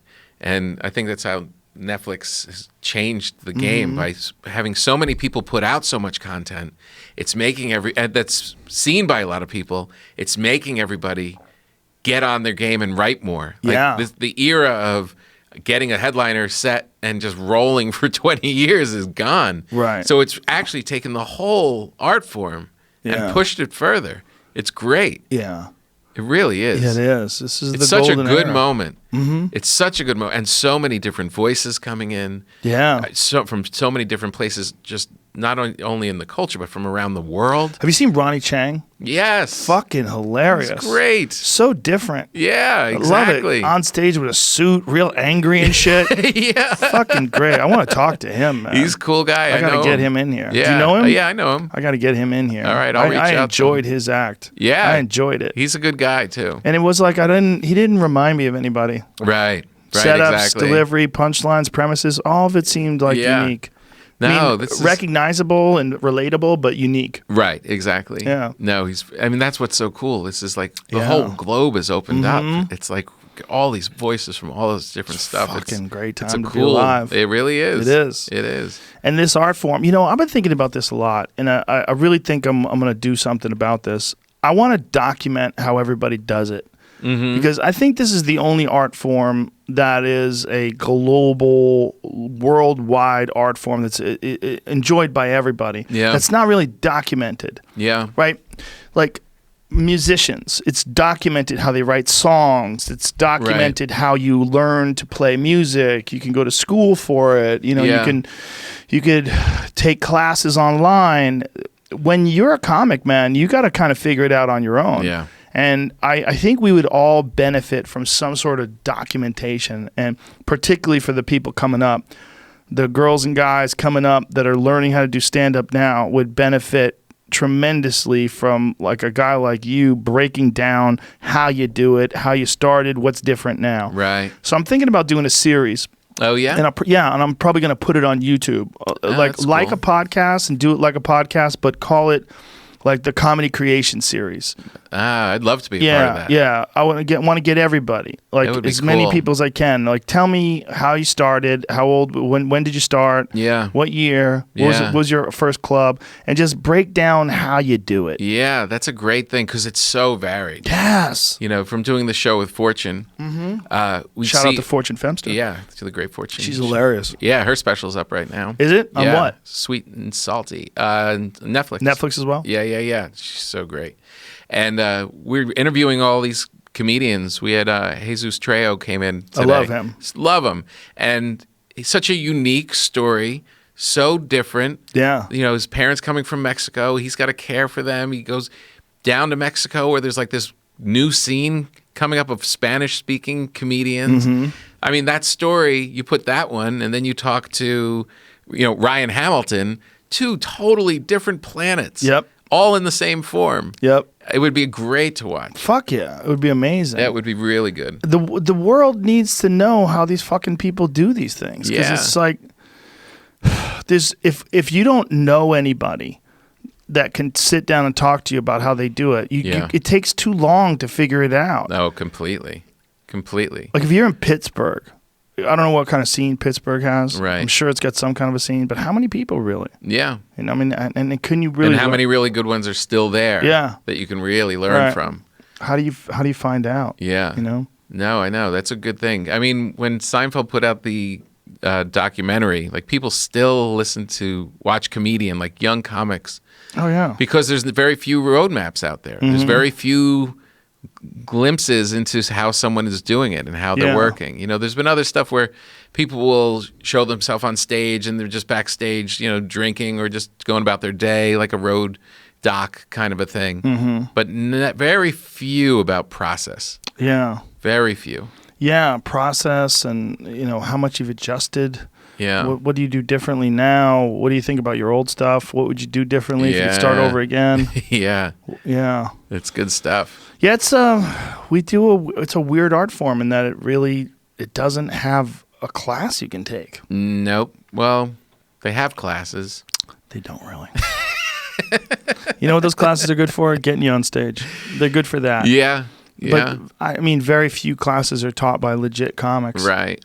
I mean, maybe there's some of them out there that I'm not aware of. Yeah. But every class that I've ever seen has been taught by scrubs. Right. They're probably going to give you bad advice. Rick Chrome does one in New York. Remember Rick Chrome from The Cellar? No, I don't.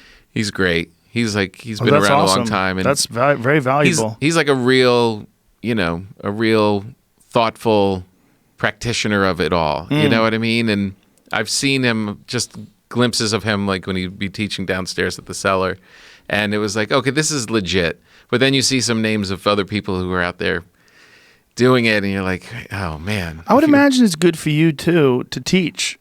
Because, you can kind of, think about the art form more. That would be really interesting. I don't know if I could teach it. Could you? I don't know if take some young... You'd have to be really careful. Because you don't want to mold someone into your style. That would be that'd be the temptation. Yeah. Just do it like this. Yeah. Yeah. Just tell them to fuck you, bitch. But I'm an observational comedian. Not anymore, you're not. Yeah. Yeah. But other things, when you learn how to teach, it's better. Like, I got way better at Taekwondo when I was learning how to teach. Uh-huh. Because I was teaching through most of my competition days. Yeah. And it's one of the reasons why I think I got so good. Because I was breaking down the technique.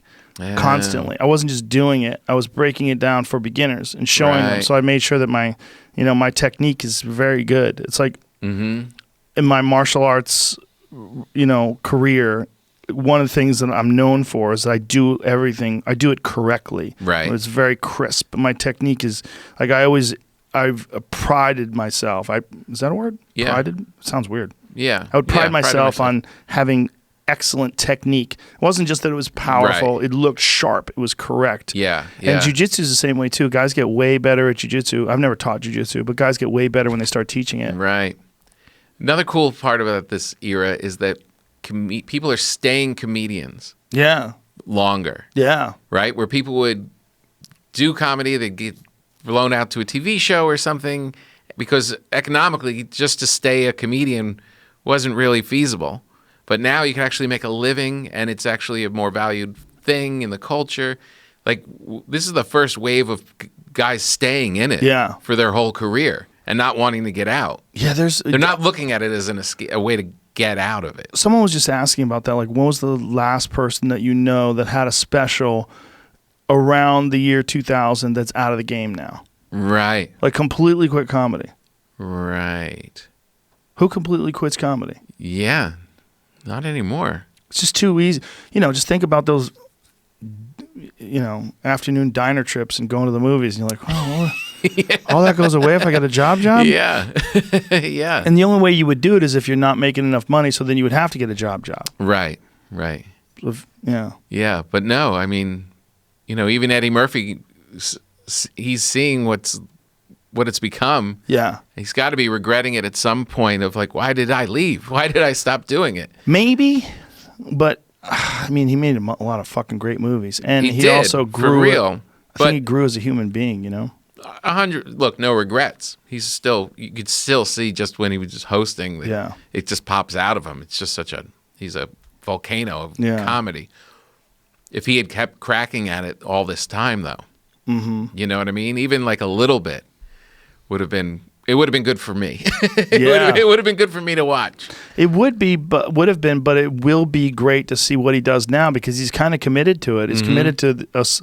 I think he signed a deal with Netflix for 2 specials. Oh, for 2? I believe so. Wow. I believe that's what I read. See if that's correct. Yeah, One-handed typer genius. I think cool. I think they gave him a shit ton of money. I could only imagine. Dolomite. I haven't seen it. Heard it's awesome. So good. Is it? So good. Got a huge response from people. How he's not nominated is Fuck the nominations. I know they're nominations. I Fuck know, off. but still, he really should have been. Fuck God. off. Ricky Gervais should host every award show from now to the end of time. I know. Just to let all those twats know we're on to you. We're on to you. Climate change is real. Fuck off. Get out of here with your golden man statue. Sit down.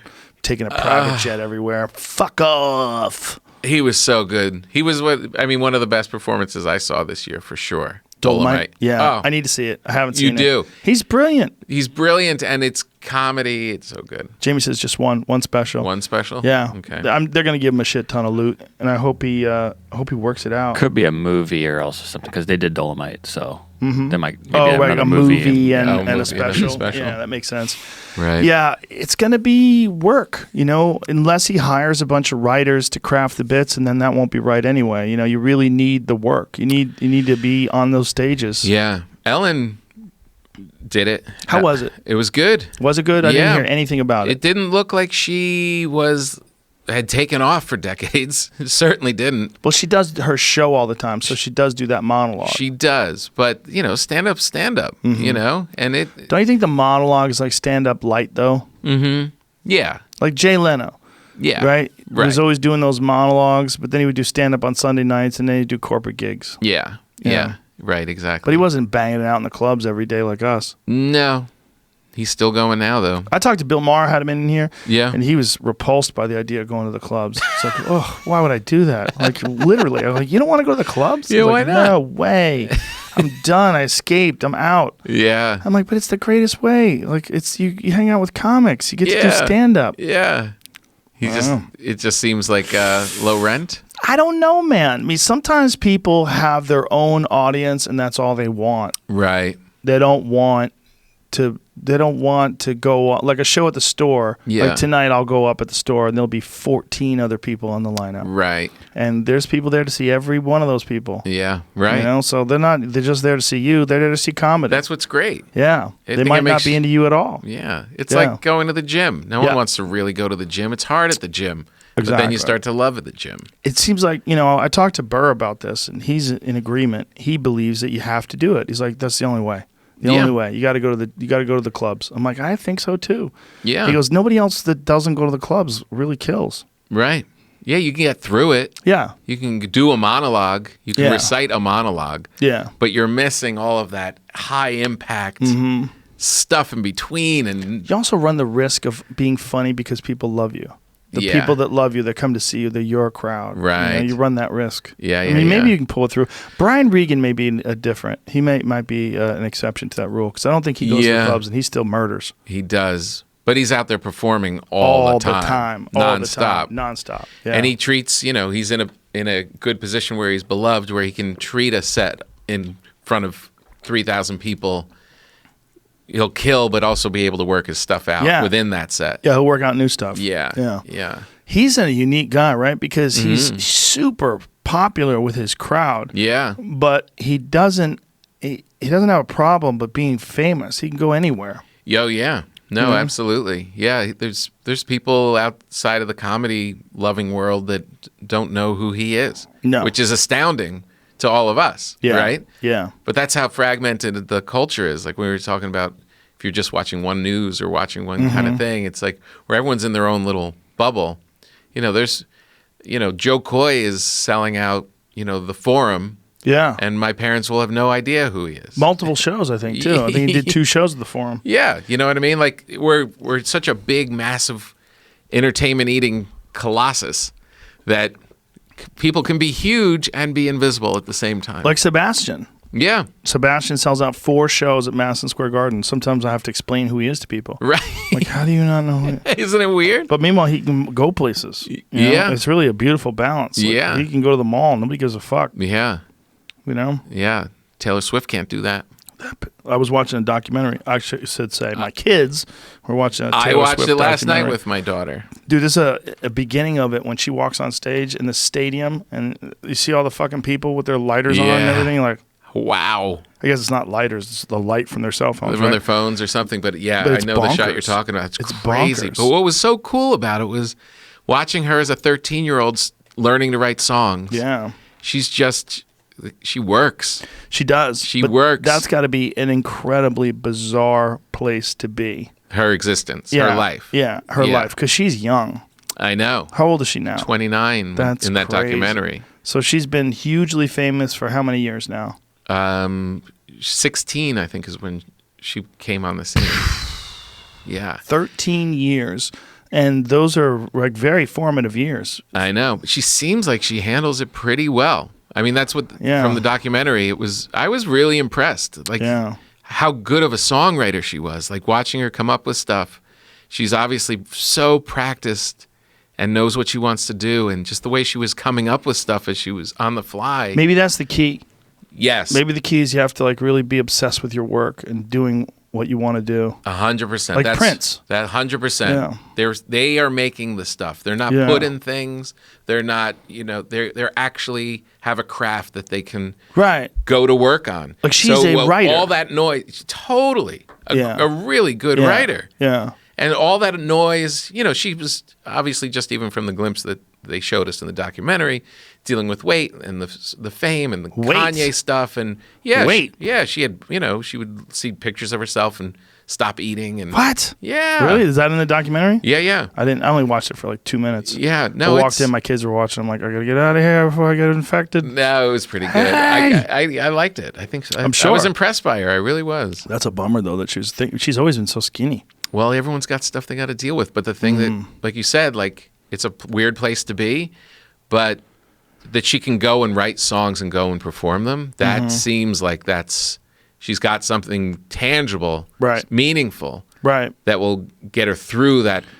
Right. It's not like Tumult. a pop star where a corporation puts together your look and your songs and your thing and your Yeah. this and your that. She's doing it all herself. Yeah. You're not just the guitarist. Someone else is writing the songs and doing all this stuff, and you're just doing drugs and Yeah. shredding once in a while. You know what I mean? It's important to have something that you do. Yeah. It I could be think- something small and stupid, but it really gives you your life meaning. And without it, it doesn't have to be this big performance stuff or stuff that gets you a lot of money. Right. Like a little hobby, a little craft, a little Yeah. something you can go to sleep thinking about. Yeah. It's I don't know why, but it's an important part about being a human being. Well, it gives you. I think you nailed it. It gives you a meaning. Like you're working towards something. You're Yeah. working at something. Yeah. It shuts the noise out as you're thinking about this thing that you're actually getting better at. Yeah, and then you get this satisfaction seeing the progress. Yeah. Yeah. Yeah. And I mean, she's, as big as they get. But then she can crank out these songs, and you could see like this calm come over her as she's doing that part of it. Yeah, it was pretty cool to watch. And Tom it was pretty Papa, cool. Taylor Swift fan. Yeah, There you go. I was definitely, but watching my daughter, who's a pretty skeptical kid, at 17, and to watch her, like admiration for her as a woman getting it done was that part. She definitely gained more points for that. That's cool. I wonder what happens with someone like that. Like, where do they go as they get older? Where do they go as they? I mean, you're growing up and living your entire life in this superstar position very strange superstar position. Well, it probably, the white hotness of it probably fades to some degree. But if you're an artist like that, you would keep creating. Like Bonnie Raitt was just at the Grammys, right? And she had their moments of being huge, and then you just become like a working musician in a way. Yeah. Mm-hmm. Yeah. Now that's a good way to do it, right? Yeah. Just sort of be appreciated by your fans. Keep going out there and just keep doing it. And they take them along with you and see if they stick around. And you're 90 years old playing a nursing home, but there's still 20 people in the audience. Yeah. Yeah. It's pretty cool. It's a pretty good thing. Yeah. Like, look at Willie Nelson. Yeah. Still out there banging it out. Yeah. Amazing. Still Stop touring. smoking weed. He did? Stop smoking weed. No. Lung problems. Really? Yep. Now it's down to edibles. Well, he's still getting high, though. But he was fucking up his lungs, I guess, which is hilarious because he's like 90. He must have been smoking a lot. I wonder if he smoked cigarettes as well. Did he smoke cigarettes as well? Yeah. I don't know about that, but I heard a story of him smoking like garbage cans full of weed in Hawaii. Garbage cans? Just had them around. Oh, my God. Who was that country music star that has that song, I'll Never Smoke Weed with Willie Again? Oh, really? Yeah. That fucking guy, Travis. God damn it. What's his name? Famous guy. I'll never smoke. What's Toby Keith? Toby That's Keith? right. Oh, Toby yeah. Keith. Right. Because he got so messed up. Yeah, it's like he's got a song, I'll Never Smoke Weed with Willie Again. Just puts you in the grave, son. It's amazing. Just cranking it out. And that was, his thing was to be nicer. Yeah. Willie Nelson has always talked about his mean streak and his whiskey streak. And the weed was the thing that really made him a kinder person. That's what it does. Yeah. It's the best aspect of marijuana is it makes you more kind and more. It makes you think about community and friendship and just forgiving people too. It's right, exactly. Relaxing, just letting go of all the bullshit. Yeah, that's what the world needs, a lot more forgiveness, especially today. 100%. We could all use just a little more understanding. Yeah, where are you going to learn if you don't make mistakes? Exactly. You screw up and then you correct it and you become a better person. The lyrics to this song should be rewritten by somebody about Joey Diaz. They're pretty good. I always heard that his herb was top shelf. Lord, I could not wait to find out for myself. Well, don't knock it till you tried it. And I've tried it, my friend. I'll never smoke weed with Willie again. Now we learned a hard lesson in a small Texas town. He fired up a fat boy and passed it around.